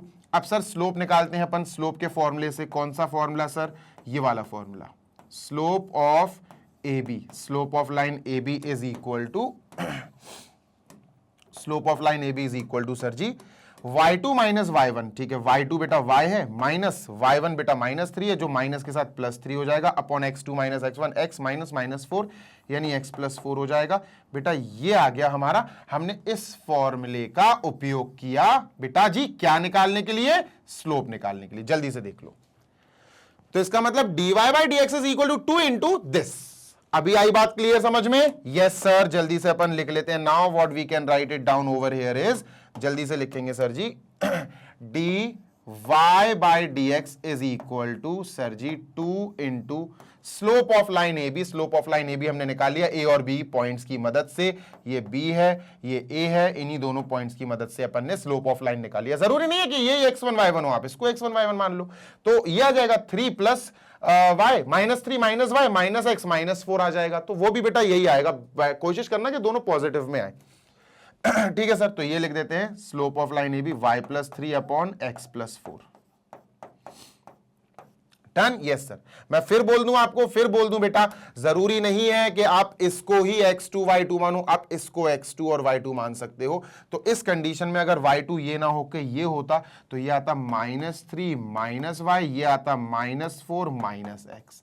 दोनों से माइनस कॉमन लेते ऊपर तो ये प्लस का y प्लस का 3 हो जाता, नीचे माइनस कॉमन लेते प्लस का x प्लस का 4 हो जाता, माइनस माइनस कैंसिल, तब भी यही आता बेटा y+3 upon x+4, y+3 upon x+4। ठीक है, आंसर सेम आता। डन है सर, हाँ डन है। अभी अपन ने इतना करके पता क्या निकाला, हम सिर्फ और सिर्फ अभी अपनी डिफरेंशियल इक्वेशन लेके आ पाए। जल्दी से देख लो बेटा, फिर आगे बढ़ते हैं अपन। Done, yes sir. चलो भाई, अब अपन यहां से स्टार्ट करते हैं आगे का काम। और आगे का काम तो भैया इजी है, आगे का काम तो बेसिक है। अब अपन को क्या करना है, हमारे डिफरेंशियल इक्वेशन को सॉल्व करना है। सॉल्व करने की प्रक्रिया अपन जानते हैं। So I want to erase that part. इसको जल्दी से इरेज कर दो सर, ठीक है। ठीक है, डन है क्या? हाँ सर बिल्कुल डन है। इसको अपन ने इरेज कर दिया, ठीक है। और मूविंग ऑन टू नेक्स्ट, ध्यान से सुनना जी सर। अब हमने उठाई हमारी differential equation dy by dx, ठीक है sir ji, is equal to, ठीक है सर जी, ये है हमारा 2 इंटू, ठीक है, 2 इंटू, इसको अलग अलग ब्रैकेट में लिखेंगे, y प्लस क्या है भैया 3 और x प्लस 4, ठीक है, y plus 3 upon sir ji x plus 4, ठीक है।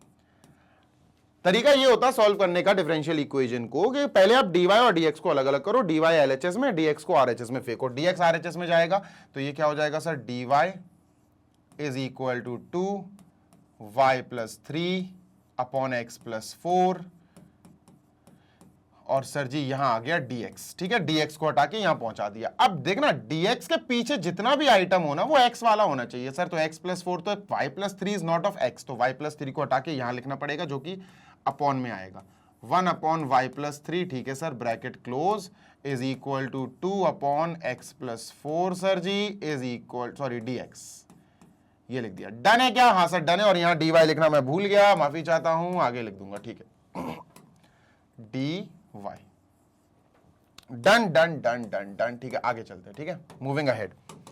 अब क्या करना है सर जी, now what we can do is we have to check कि क्या हमारे dy के पीछे y के टर्म्स हैं, dy के पीछे हाँ y के टर्म्स हैं, dx के पीछे हाँ सर x के टर्म्स हैं, x प्लस 4, ठीक है। अब इंटीग्रेट करेंगे बेटा। नेक्स्ट स्टेप होता है integrating both sides, INTE, inter नहीं यार, इंटीग्रेटिंग, इंटीग्रेटिंग बोथ साइड्स, दोनों तरफ, ठीक है सर जी। क्या आएगा सर जी, इंटीग्रेट, ठीक है, इज इक्वल टू इंटीग्रेट, ठीक है, लिख लो भैया व्हाइट कलर से, 1 बाय वाई प्लस 3, ठीक है sir, 1 by y plus 3 dy है ना, और ये 2 by x plus 4 dx। Easy है, दोनों लीनियर है, कोई दिक्कत नहीं है, ऊपर भी नंबर्स हैं, 2 बाहर आ जाएगा। बेटा मैंने क्या बताया था आपको, पहले भी बताया था, अभी दोबारा बता रहा हूं, और हर बार बताऊंगा, जब जब जरूरत पड़ेगी तब तब बताऊंगा कि अगर इंटीग्रेशन 1 अपॉन एक्स dx हो तो इसका आंसर होता है log mod x प्लस सी, तो होता ही है, ठीक है, उसमें ये मत बोलना सर प्लस सी नहीं लिखा, ठीक है सर, डन, ये तो होता ही होता है ना, कुछ अलग बात तो है नहीं है। लेकिन अगर यहां x की जगह एक वेरिएबल आ जाए लीनियर, यानी इंटीग्रेशन 1 अपॉन एक्स की जगह आ जाए भैया 5x plus 2, 2x plus 9, x minus 3, ऐसा कुछ आ जाए, ठीक है, x प्लस 2 आ जाए फॉर एग्जाम्पल, मतलब लीनियर है, तो ऐसे तो लिखेंगे नहीं, अपन स्टैंडर्ड लिखेंगे। तो स्टैंडर्ड क्या है सर, ax प्लस b।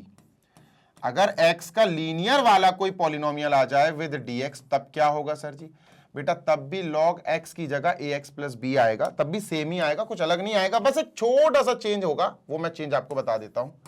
क्या होगा सर, इस कंडीशन में ध्यान से सुनना जी सर, इस कंडीशन में आपका आंसर तो वही आएगा log mod, देखो यहां x था तो mod x, यहां ax प्लस b है तो mod ax प्लस b आ जाएगा। लेकिन आपको यहां पर याद रखना कि अपॉन में ये जो ax प्लस b है उसका डेरिवेटिव आएगा, d by D x of ax plus b, या ax प्लस b का डेरिवेटिव आएगा, जो कि बेसिकली a आता है, a लिख सकते हो आप इसके नीचे, a d by D x ax plus b, ये हटा के आप सीधा a लिख सकते हो।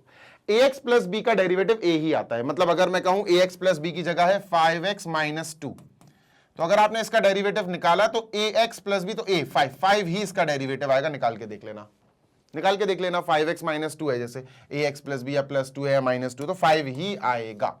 डन है, हाँ सर डन है। और सेम चीज बेटा y में हो जाएगी, अगर ये x में बात कर रहे हैं, y में बात करेंगे तो y में हो जाएगी, 1 upon a y plus b dy, तो log a y plus b upon d by dy a y plus b, खत्म। a y प्लस b, तो मतलब x की जगह y में बात हो रही है तो y में चलेगा।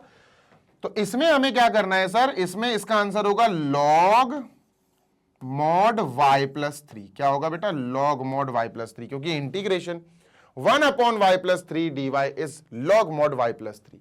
अब y प्लस 3, अब y क्या है सर, एक्चुअली 1y है, ये 1y प्लस 3 है। क्या है, 1y प्लस 3, ये 1 है बेटा, है ना, 1y प्लस 3, ठीक है। तो 1, तो D by D x of 1x plus भी 1 आएगा बेटा, ये पूरा का पूरा क्या आएगा सर, 1 आएगा। अगर हम y प्लस 3 लिख दें इसकी जगह, d by d y y plus 3, तो d by d y of y 1, d by d y of 3 0, तो 1 ही आएगा, तो अपॉन में 1 लिखने की जरूरत नहीं है।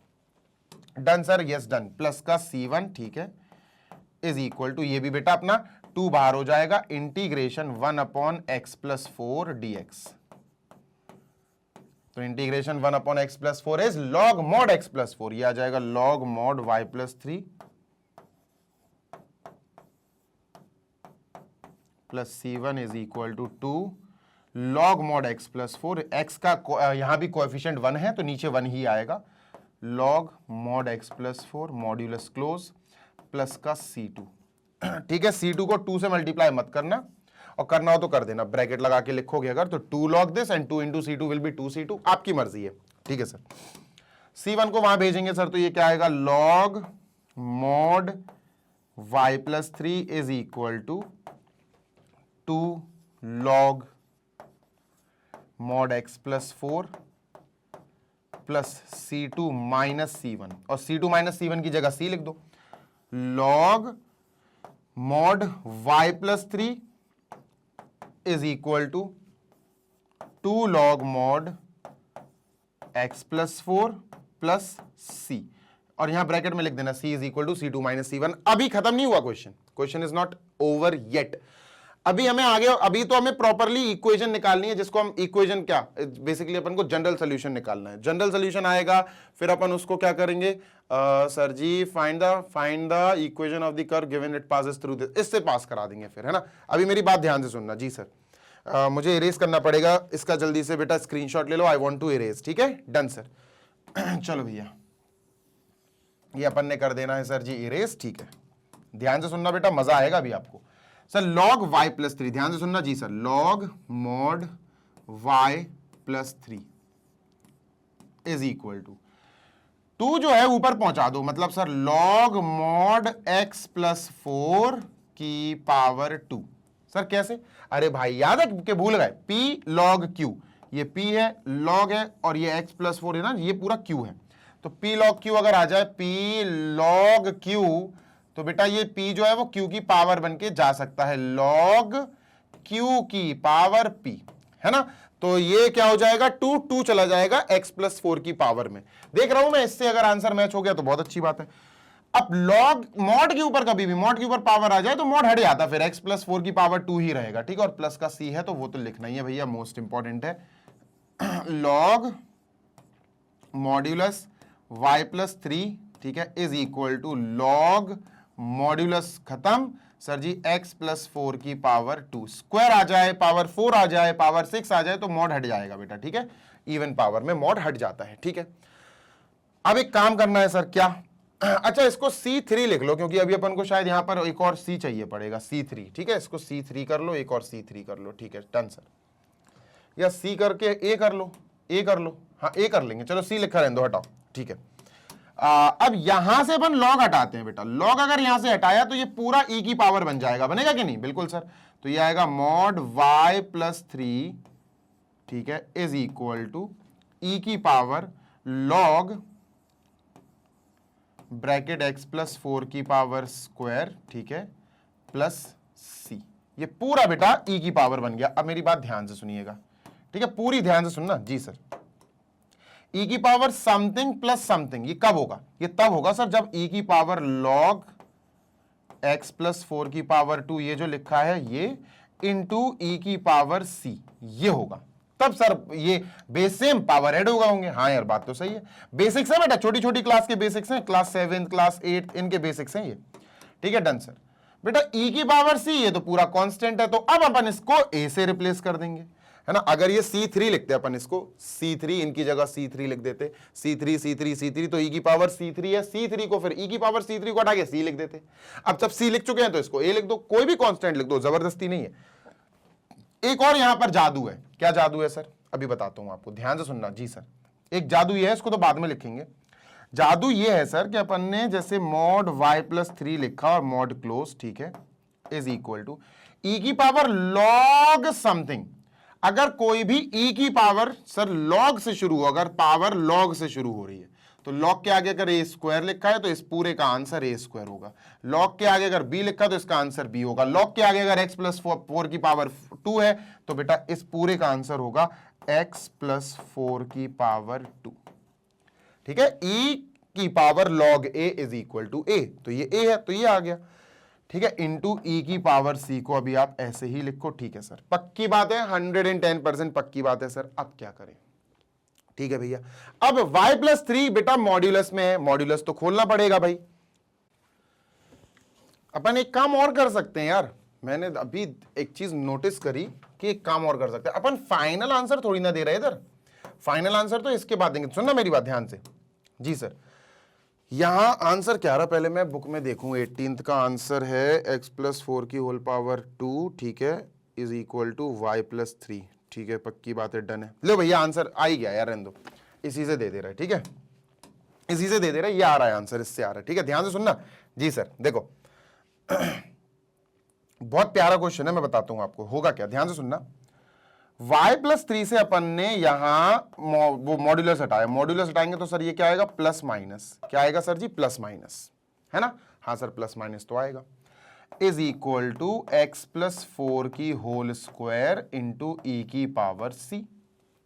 पक्की बात है? हाँ सर, प्लस माइनस अपन यहां ट्रांसफर कर सकते हैं, तो y+3 is equal to x plus 4 की होल पावर 2, है ना? इसको अपन प्लस माइनस जो है ट्रांसफर कर सकते हैं sir ji.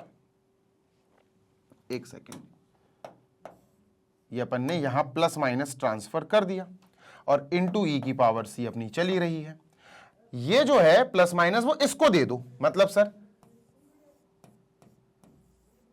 y+3 is equal to x plus 4 की whole power 2 into plus minus e की पावर सी। और यहां प्लस माइनस ई की पावर सी को अपन क्या ले लेंगे sir ji, let us mark this as A. इसको अब अपन ए मान लेते हैं सर, क्या मान लेते हैं, लेट ए, इसको ए मान लेते हैं, कांस्टेंट है ना।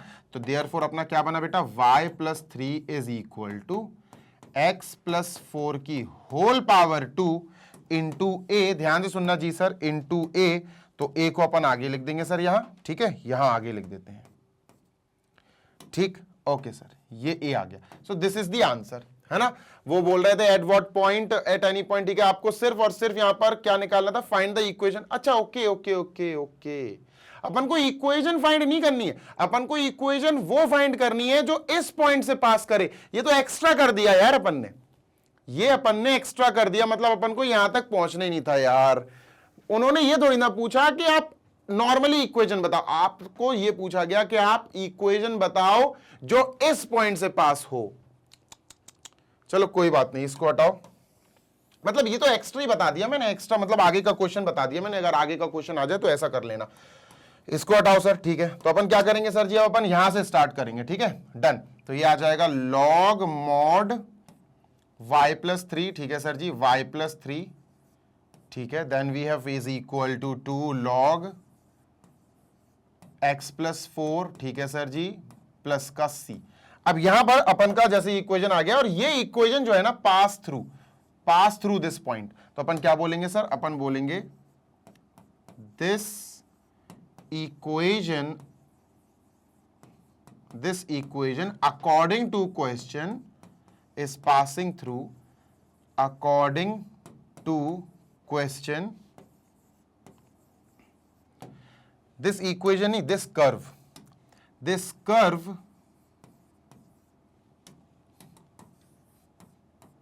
according to question passes through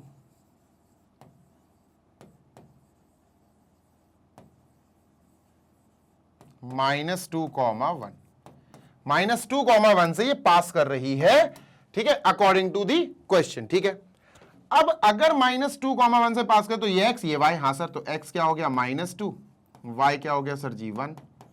कहां रखना है सर जी, इक्वेशन 1 में रख दो, इन इक्वेशन 1। अगर कोई भी कर्व किसी पॉइंट से गुजरती है तो उस पॉइंट के x और y कोऑर्डिनेट उस कर्व में सेटिस्फाई करा देते हैं। बस डाल दो भैया इसको।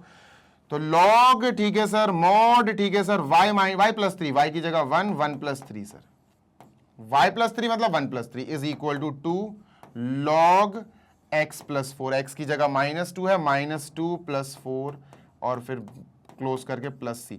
ये हो गया बेटा log 4, कितना हो गया log mod 4, mod के अंदर 4 को नहीं रखना है क्योंकि 4 पॉजिटिव है, 2 log 2, mod के अंदर 2 भी नहीं रखना, ये भी पॉजिटिव है, तो ये हो जाएगा log 4 is equal to 2 log 2। Done sir, plus का c है ना। मॉड्यूलस के अंदर पॉजिटिव नंबर्स को नहीं रखना होता है। आगे क्या करें सर, देखो आगे क्या करेंगे, ध्यान से सुनना जी सर। इसको अच्छा यहां पर अपन वही कर सकते हैं ना, log 2 के पीछे 2 है, 2 पावर बन जाएगी, तो ये हो जाएगा log 2 की पावर 2 प्लस c। पक्की बात है, हाँ सर पक्की बात है, log 4 है ना, फॉर्मूला याद है ना, 2 जो है p log q, p q की पावर बन जाता है, ये log 4 हो गया। log 4 is equal to log 4 plus c, log 4 से log 4 कट गया तो c इज इक्वल टू 0 आया। c इज इक्वल टू क्या आया बेटा, c इज इक्वल टू 0, और ये c इज इक्वल टू 0 अपन को इसमें डाल देना है, बस इसमें पुट कर दो, बस खत्म।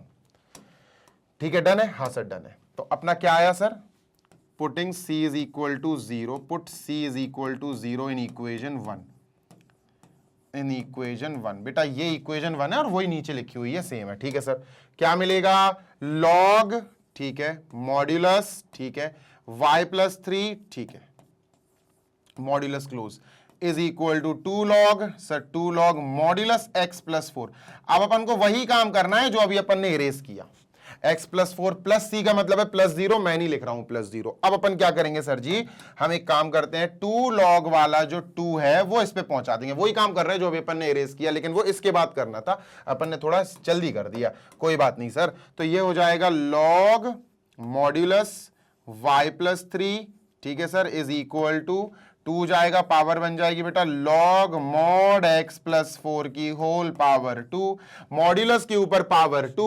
इसका मतलब क्या सर, इसका मतलब है कि हमारा मॉड्यूलस ब्रेक हो जाएगा, x प्लस 4 की होल पावर 2 लिखा जाएगा, मॉड्यूलस नहीं लिखा जाएगा। इतनी बात क्लियर है, हाँ सर इतनी बात क्लियर है, पक्की बात है, 101% पक्की बात है। इसके बाद अच्छा मॉड्यूलस लिखा भी रहने दो, कोई दिक्कत नहीं है। अब अपन इसका लॉग हटा देते हैं, इसका है ना, एक तरफ का लॉग हटाओ। तो सर एक तरफ का जब अपन लॉग हटाएंगे ना, तो what will happen is mod y plus 3 रहेगा, ठीक है, कोई दिक्कत नहीं है, मॉड y प्लस 3 रखेगा, ठीक है सर, इज इक्वल टू, जैसे ही आपने यहां का लॉग हटाया, ये सामने वाला बेटा e की पावर बन जाएगा, e की पावर में चला जाएगा। सामने वाली चीज अपन कहां लिखेंगे सर, e की पावर बना के लिखेंगे, तो ये बन जाएगा e की पावर log x प्लस 4 का होल स्क्वायर। तो मॉड्यूलस हटा दो, x प्लस 4 का होल स्क्वायर लिख दो, ठीक है सर। अब आपको रूल मैंने बता ही दिया था बेटा, e की पावर अगर e की पावर अगर एक्सपोनेंशियल फंक्शन ऐसा दिखे कि वो e की पावर log से शुरू हो रहा हो, तो e और log खत्म हो जाएंगे, जो भी आगे लिखा वही लिखा जाएगा। तो यहां क्या आया, modulus y plus 3 is equal to sir जी क्या आया, x प्लस 4 का होल स्क्वायर। इतना डन है क्या, हाँ सर इतना डन है, पक्की बात है, हाँ सर पक्की बात है। आंसर ऑफ 18 क्या है भाई, x प्लस वाई प्लस 3, ठीक है डन, ठीक है, इतना क्लियर है, बिल्कुल क्लियर है, सॉर्टेड है सर, ठीक है। तो बेटा यहां से मॉड्यूलस ओपन करेंगे, y प्लस 3, ठीक है सर जी, ये प्लस माइनस हो जाएगा, डन, इज इक्वल टू बेटा x प्लस 4 का whole square as it is, and plus minus को अगर इग्नोर कर भी दिया जाए तो y plus 3 is equal to x plus 4 की होल पावर 2, है ना, this is and this is answer, जिसको देखना हो वो लिख लो, डन सर, लो भाई खत्म, ठीक है। y plus 3 is equal to x plus 4 की पावर 2, ये हमारा फाइनली आंसर हो चुका है, and we are done with this. आगे चलते हैं क्वेश्चन नंबर 19, और वो लास्ट क्वेश्चन है बेटा हमारा, ठीक है, इस मतलब इस वीडियो का, इस सेशन का। चलो भाई ये तो अपना कंप्लीट हो गया है, अब चलते हैं क्वेश्चन नंबर 19 की तरफ, 19 और अपन कंप्लीट करते हैं, ठीक है, डन सर। इसको इरेज करें क्या, हाँ सर इरेज कर दो, चलो ये इरेज, और ये रहा 19th क्वेश्चन, ठीक है डन। अच्छा हाँ, और लास्ट वाले क्वेश्चन में अगर आपको यहां आंसर छोड़ना, यहां, तो आप ये भी छोड़ सकते हो, आंसर ये भी करेक्ट है, ठीक है डन सर। चलो भैया क्वेश्चन नंबर 19 ये रहा, पढ़ो। The volume of spherical balloon in being inflated changes at a constant rate if initially its radius is 3 units and after 3 seconds it is 6 units. Find the radius of the balloon after t seconds. तुमको एक बात बताता हूं, ध्यान से सुनना, ठीक है। देखो एक बलून है अपने पास, स्फेरिकल शेप है, ठीक है, स्फीयर है। अब स्फीयर शेप के बलून का अगर हम देखें वॉल्यूम, तो वॉल्यूम का फॉर्मूला आपको पता होना चाहिए, नहीं पता है तो भैया याद कर लो, v is equal to 4/3 pi r cube. ठीक है, डन। अब आपको सबसे पहले मैं एक चीज समझाता हूं जो ऑलरेडी आपको पता है, मैंने बता दी थी बेटा। डी बाय डी, देखो d y by d x, suppose मैं ऐसा लिख दूं, इसका मतलब क्या होता है, what is the meaning of this phrase? ये जो d y by d x है सर, ये तो डेरिवेटिव है। अरे नहीं, डेरिवेटिव की मीनिंग क्या होती है मैं बता रहा हूं। डेरिवेटिव इसकी मीनिंग एक्चुअली होती है कि y changes with respect to x। क्या सर? y चेंजेस, ठीक है sir, y changes with respect to x, with respect to x। मतलब y क्या है सर जी? डिपेंडेंट है विद रिस्पेक्ट टू x। किस पर बेटा? x पर। मतलब y जो है वो x का बिहेवियर से इन्फ्लुएंस होगा। x अगर बढ़ेगा तो y में भी कुछ ना कुछ बढ़ना या घटना होगा, x अगर घटेगा तो y में भी कुछ बढ़ना या घटना होगा। अगर x के बढ़ने से y बढ़ता है तो पॉजिटिव है, x के घटने से y घटता है तो भी बेटा बिल्कुल पॉजिटिव ही चेंज आएगा। लेकिन एक बात ध्यान रखना कि बात ऐसी है कि अपन को चेंज समझना है बस, ठीक है। dy बाय dx की मीनिंग क्या है sir? y changes with respect to x, y x के हिसाब से चेंज होगा। यहां पहली लाइन पढ़ लो और मुझे बताओ कौन किसके हिसाब से चेंज हो रहा है। The volume of a spherical balloon being inflated changes. क्या चेंज हो रहा है सर जी? वॉल्यूम चेंज हो रहा है, किसके हिसाब से? Eight a constant rate. जब भी रेट आ जाए समझ जाना भैया टाइम की बात हो रही है। इसका मतलब volume of a spherical balloon change हो रहा है टाइम के हिसाब से। तो भैया डिपेंडेंट कौन हुआ? वॉल्यूम। वॉल्यूम तो भैया टाइम के हिसाब से चल रहा है। तो इंडिपेंडेंट कौन सी क्वांटिटी हुई सर? टाइम। तो अगर मैं आपसे कहूं इस चीज में, इस क्वेश्चन में D y by D x को इस क्वेश्चन में सेट करो तो आप क्या कहोगे? आप कहोगे सर अगर इस क्वेश्चन में हम सेट करेंगे तो जो डिपेंडेंट है, जो चीज चेंज हो रही है वो वॉल्यूम है, तो हम कहेंगे sir d v. Volume change हो रहा किसके हिसाब से? With respect to time dt। ये चीज हमें यहां पर यूज करनी पड़ेगी। तो dy बाई डी एक्स की जगह अपन को क्या देखने को मिलेगा? यहां dv बाई dt, जिसका मतलब है according to time volume is changing, according to time volume is changing. इतनी बात क्लियर है? हां सर। पक्की बात है? हां सर। अब इतना अगर समझ में आ गया हो तो भैया इस क्वेश्चन को रीड करो and try to solve it by your own. देखो, the volume of a spherical balloon being inflated changes, चलो पढ़ तो लिया ही होगा आपने, ठीक है, एट अ कांस्टेंट रेट, ठीक है। If initially its radius is 3 units and after 3 seconds, देखो मैं तुमको एक चीज लिखवा देता हूं पहले। वो ये कह रहा है इनिशियली जो इसकी रेडियस है वो 3 यूनिट्स है। इनिशियली का मतलब है जब टाइम शुरू हुआ ही नहीं है, मतलब टाइम 0 है, इस कंडीशन में रेडियस कितनी है भैया? रेडियस हमारी 3 यूनिट्स है। इनिशियली, देखो इनिशियली का मतलब होता है शुरू में, और जब किसी चीज के शुरू की बात की जाएगी तो वहां टाइम 0 होता है। मैंने कहा भैया अभी मेरे पास 5 इरेजर्स है और 10 दिन बाद मेरे पास 50 इरेजर्स हो जाएंगी। तो अभी जो इनिशियली वो 5 इरेजर्स हैं, इनिशियली मतलब टाइम अभी शुरू हुआ ही नहीं है। 10 दिन बाद, टाइम 10 दिन के बाद मैं कह रहा हूं 50 इरेजर्स हो जाएंगी मेरे पास, तो टाइम 10 दिन हो जाएगा 50 इरेजर्स के लिए। तो initially time is always 0 and initial radius is 3 units, और वो कह रहा है 3 सेकेंड के बाद 6 यूनिट बन जाएगी। मतलब टाइम क्या है sir ji? Time is 3 seconds. 3 seconds के बाद भैया रेडियस कितनी हो जाएगी? 6 यूनिट। अब मेरी बात ध्यान से सुनो, इसको रख लेते हैं अपन कॉर्नर में, ये हमारी काम आएगी थोड़ी देर में। ये दोनों चीजें हमारी काम आएंगी बेटा थोड़ी सी देर में, ठीक है। चलो शुरू करते हैं भैया। क्वेश्चन कह रहा है कि volume of a spherical balloon being inflated changes at a constant rate. ये मैं आपको पहले ही बता चुका हूं कि sir ji d v by d t, इसकी बात हो रही है, ठीक है। The volume of a spherical balloon being inflated changes at a constant rate, ये चेंजिंग की बात हो रही है, ठीक है sir. If initially its radius is 3 units and after 3 seconds it is 6 units, ठीक है। Find the radius of the balloon after t seconds। भैया t seconds के बाद आपको radius of the balloon निकालना है। मतलब टाइम क्या दिया आपको? टाइम वो कह रहे हैं t seconds। Time is equal to sir ji t seconds, ठीक है, t seconds, ठीक। और आपको क्या निकालना है t seconds के बाद? सर जी आपको रेडियस निकालना है कि बताओ t seconds के बाद रेडियस क्या होगा, ठीक है। This is the question they are asking. इतना पढ़ लिया? हाँ sir. D v by d t की उन्होंने शुरू में बात करी है? हाँ सर। अब इन्होंने सीधे सीधा कह दिया कि जो वॉल्यूम है ना वो चेंज हो रहा है, मतलब d v by d t is the change in volume according to the rate is a constant. ये कांस्टेंट रेट पर चेंज हो रहा है, मतलब इसका जो चेंज है ना सर जी वो क्या है, वो एक कांस्टेंट है। The change here is constant. They are again and again saying कि भैया जो चेंज हो रहा है ना वॉल्यूम में, जो भी चेंजेस आ रहे हैं वो एक फिक्स्ड कांस्टेंट है। The volume of a spherical balloon being inflated changes at a constant rate. भाई बराबर बराबर चेंज हो रहा है, हर सेकंड में बराबर बराबर चेंज हो रहा है, ठीक है। तो ये कांस्टेंट हो गया और कांस्टेंट को अपन के मान लेते हैं। क्या मान लेते हैं सर जी? के। तो यहां क्या आया बच्चा? डीवी, आपको समझा ही चुका हूं मैं डीवी कैसे आया, d v by d t is equal to k. Clear है? हाँ सर। अब ये आ गई बेटा हमारे पास हमारी डिफरेंशियल इक्वेशन। क्या आ गई sir ji? This is our differential equation. अब ये डिफरेंशियल इक्वेशन सॉल्व करने का वक्त आ गया है, उसके लिए आपको dt को यहां भेजना पड़ेगा। तो sir ji dv is equal to k into d t, k into d t. Done है सर? हाँ डन है।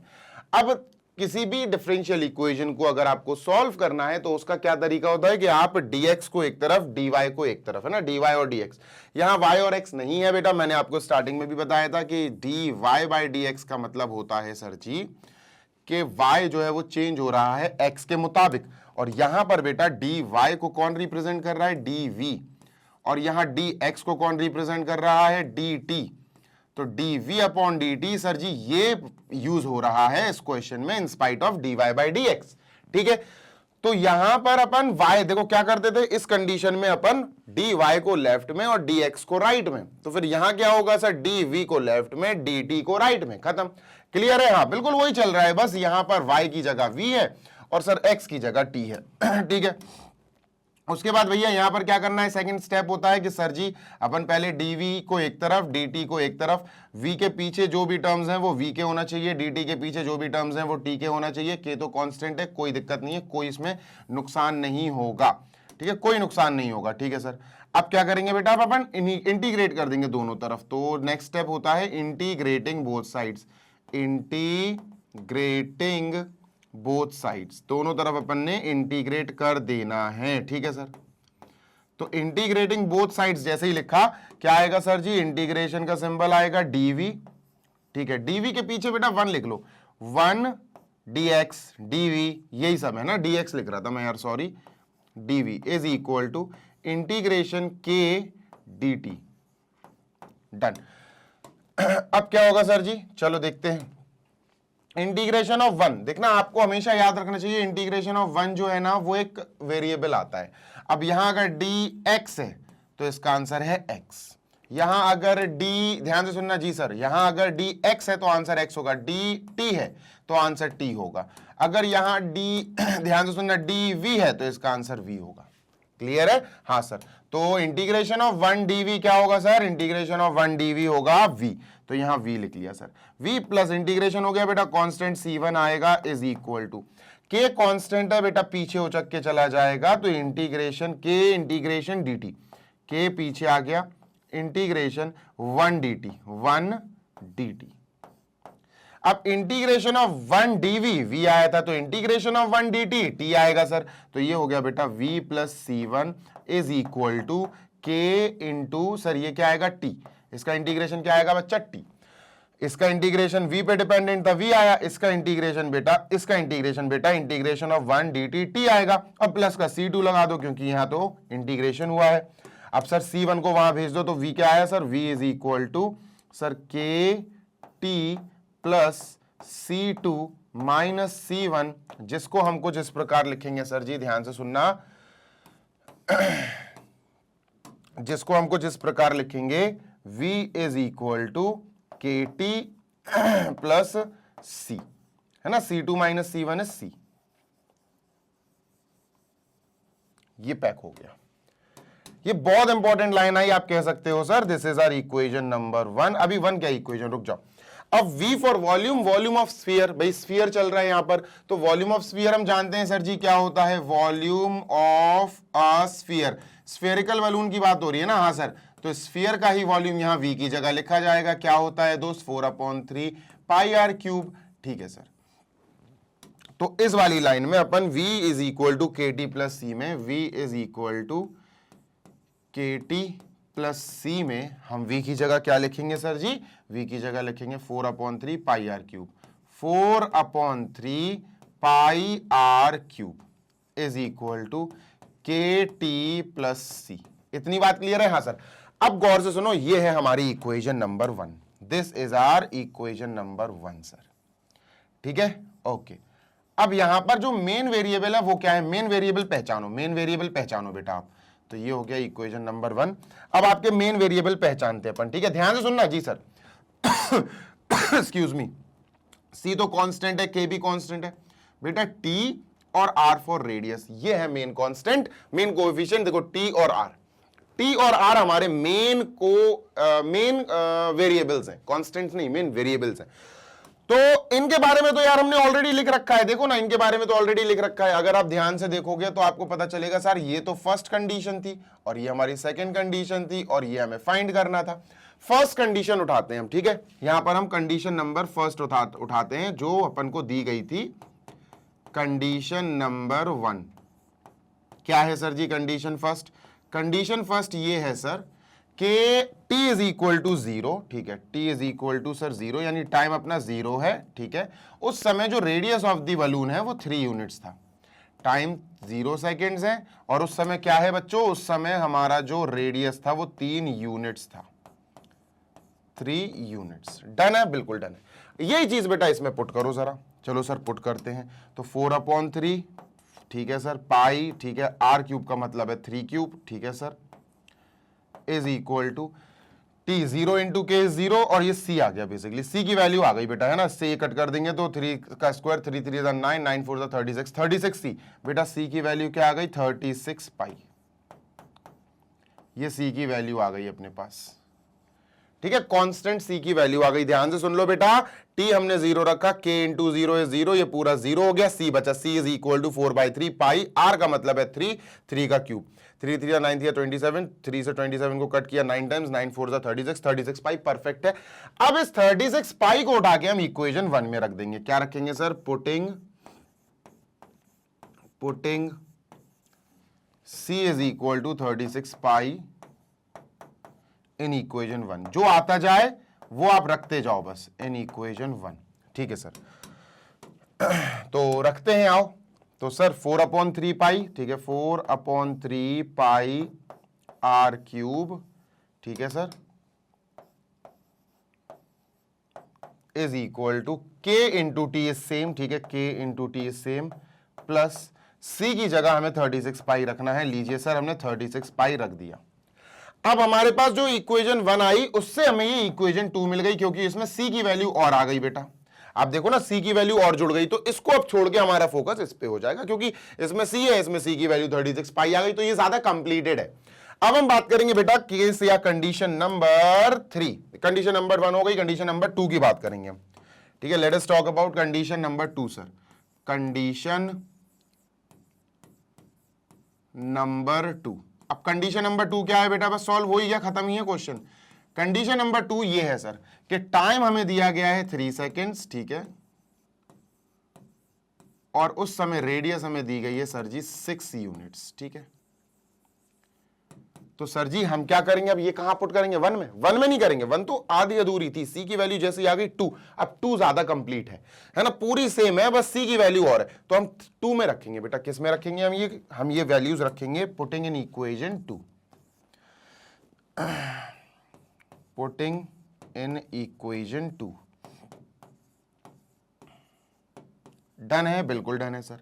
चलो भैया, 4/3 pi r cube, 4/3 pi r cube is equal to, ठीक है सर जी, के T, k into T, T की जगह बेटा 3 लिखना है, प्लस आर की जगह 6 लिखना था ना, आर क्यूब की जगह 6 क्यूब आएगा, ठीक है?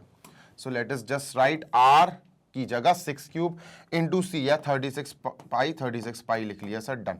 सॉल्व करेंगे इसको। 6 6 36, 36 इंटू 6 यानी 36 इंटू 2, 6 6 36, 36 इंटू 3 2 36 इंटू 2 72, 72 इंटू 4, 4 7 28, 288 पाई, 288 पाई आया बेटा। ये करके देख लो।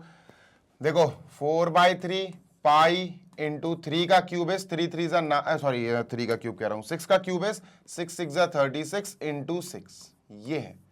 इससे अपन ने ये कट कर दिया 2 टाइम्स, ठीक है sir. This into this is 72 72 into 4 4 7 28 2 8 और 4 2 8 288 सही है 288 पाई। 36 पाई यहां आएगा बेटा माइनस का हो जाएगा and this will be equal to 3k। डन, ये सर 3k हो गया। माइनस करते हैं सर, 8 में से 6 गया सर 2 पाई 2 आया, 8 में से 3 गया सर 5 आया, ठीक है 252 pi. Done is equal to 3k। बेटा यहां से k की वैल्यू निकालो, 3 आएगा डिवाइड करने 252 पाई बाय 3, ठीक है इज इक्वल टू k। तो यहां से k की वैल्यू भी आ गई, 3 8 24 3 4 12 84 pi is equal to k। Constant की वैल्यू बेटा हमें 84k निकल गई है। They were asking find the radius of the balloon after t seconds, वो मैं निकालूंगा। अब जैसे हमने फर्स्ट वाले में c की वैल्यू निकाल के रख दी तो सेकंड इक्वेशन आ गई। अब हम सेकंड वाले में k की वैल्यू जो आई है वो रख देंगे तो हमारे पास एक नई और फाइनल आप कह सकते हो इक्वेशन आ जाएगी और वो हम निकालते हैं, ठीक है। So let us put the value of k in equation 2।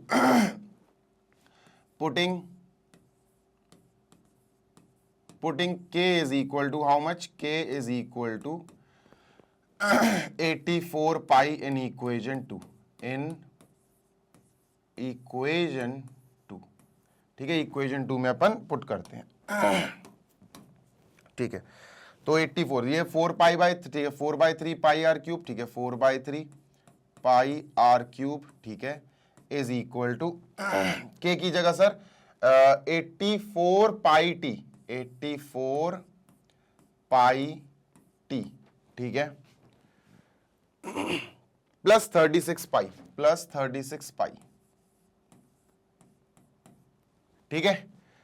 अपन ने k की जगह रख दी वैल्यू ऑफ k, ठीक है 84 पाई और फिर t है तो t लिख दिया प्लस कौन सा क्वेश्चन है ये अपना 19th है, आंसर देख लूं जरा 19th 7 है, कौन सी है 9.3 1963 t प्लस 27 की पावर 1/3। ओके इतना क्लियर है? हाँ सर, चलो अपन आगे बढ़ते हैं अब, ठीक है। अब इसको आंसर से मैच कर लें बेटा, इतना जल्दी से कॉपी कर लो, मुझे इरेज करना पड़ेगा, ठीक है। I need to erase this. कितना आ रहा है पाई, कितना है पाई है कि नहीं है भाई? पाई नहीं है, पाई तो कट जाएगा, ठीक है। क्या इरेज कर दूं सर? ये इरेज कर दूं ये? हाँ सर इसको इरेज कर दो। चलो इसको नहीं यार, इसको, ये फर्स्ट वाला है ना ये, इसको इरेज कर देते हैं, ठीक है ठीक है। चलो आगे देखते हैं। अब इसको सॉल्व करने के लिए 4/3 pi r cube 4/3 pi r cube, ठीक है इज इक्वल टू सर यहां से पाई कॉमन ले लो पाई हमने कॉमन ले लिया, ठीक है सर। ब्रैकेट में क्या आया 84 टी प्लस 36, ठीक है ब्रैकेट क्लोज। पाई और पाई कट गया, ठीक है। अब एक काम करते हैं क्या सर, आर क्यूब छोड़ो 4/3 ले जाओ, r cube is equal to 3/4 हो जाएगा, ठीक है 3/4 84t प्लस 36, ठीक है ब्रैकेट क्लोज। अब मल्टीप्लाई करो 3/4 अंदर, तो 3/4 इंटू 84t, ठीक है सर प्लस 3/4 इंटू 36 3/4 इंटू 36, ठीक है। कैंसलेशन करते हैं, 4 से this is gone for 21 times 63 आ जाएगा, 4 से this is gone for 9 times. लो भैया आंसर आ गया, r cube is equal to we have 3 into this 63t, ठीक है 63t, ठीक प्लस, ठीक है this is 27। Done sir, r से क्यूब हटाएंगे तो आर क्या आएगा सर जी? आर आ जाएगा हमारा 63t plus 27 under cube root, और क्यूब रूट का मतलब है 1/3 पावर। तो ये आंसर आ गया बेटा, क्योंकि उन्होंने बोला था find the radius of the balloon after t seconds, तो टाइम की जगह तो t सेकेंड्स लिखना है, तो यार t की जगह तो t रहेगा। अगर वो कहते हैं आफ्टर 9 सेकेंड्स तो यहाँ 9 रख देते, आफ्टर 12 सेकेंड्स तो 12 रखते t की जगह। उन्होंने हमसे कहा आफ्टर t सेकेंड्स ओनली, तो t सेकेंड्स का मतलब है टाइम की जगह हमें t ही रखना है, और ऑलरेडी हमारे पास टाइम t चल रहा था, बस टेंशन फ्री हो गए। लो भैया 19th question is almost over. अब हम चलेंगे हमारे नेक्स्ट वीडियो पे, यानी कि नेक्स्ट वीडियो हमारा हमारा क्या रहेगा बेटा, जिसमें हम 9.3 के लास्ट 4 क्वेश्चन समझेंगे, जिसमें क्वेश्चन नंबर 20, 21, 22 ये बहुत इंपॉर्टेंट है, बहुत इंपॉर्टेंट है, बहुत इंपॉर्टेंट है। 20, 21, 22 क्वेश्चन इसलिए इंपॉर्टेंट है क्योंकि भाई साहब वो प्रॉफिट कह रहा हूं यार, सॉरी वो प्रिंसिपल रेट टाइम यानी सिंपल इंटरेस्ट वाले क्वेश्चन है जो अपन ने एग्जाम्पल नंबर आई गेस 9 किया था अपन ने, है ना, एग्जाम्पल नंबर 9 के जैसे ही है और बहुत इंपॉर्टेंट है। ठीक है, इसको मैं इरेज कर रहा हूं, जी सर इरेज कर दो, और सेशन हो गया है ओवर एंड आई होप कि आपको ये अच्छे से समझ में आ गया होगा। सेशन अच्छा लगा हो तो लाइक जरूर करना, और पहली बार अगर हमारे इस प्यारे से मैग्नेट ब्रेन्स के यूट्यूब चैनल पर आए हो तो सब्सक्राइब भी करना। This side Zeeshan signing off. आपको बता देना चाहता हूं कि मैग्नेट ब्रेन्स आपको हमेशा ऐसे ही प्रोवाइड कराता रहेगा 100% free of cost high quality educational videos of K-12 यानी किंडरगार्टन से लेकर class 12 CBSE board English medium के सारे सब्जेक्ट्स की बढ़िया और शानदार वाली पढ़ाई आपको इसी यूट्यूब चैनल पर मिल जाएगी। साथ ही साथ अगर बात करें नोट्स की तो आप बेटा नोट्स डाउनलोड कर सकते हो हमारी वेबसाइट और एप्लीकेशन से। वेबसाइट है www.magnetbrains.com, application Google play store से मिल जाएगी। हम आपको हमारी एप्लीकेशन और वेबसाइट पर क्लास 6 से class 12 English and Hindi medium के ऑल सब्जेक्ट्स के एक्सपर्ट्स द्वारा बनाए गए नोट्स पीडीएफ फॉर्मेट में प्रोवाइड कराते हैं। और अगर आप हिंदी मीडियम के स्टूडेंट हैं तो आपके लिए magnet brains Hindi medium YouTube channel अलग से चलाया जा रहा है, जिस पर बेटा free of cost high quality education हम क्लास 6 से class 12 UP, MP, Bihar, Rajasthan और दिल्ली बोर्ड की आपको प्रोवाइड कराते हैं। जल्दी मिलेंगे आपसे नेक्स्ट वीडियो में। Till then happy learning, take care, bye.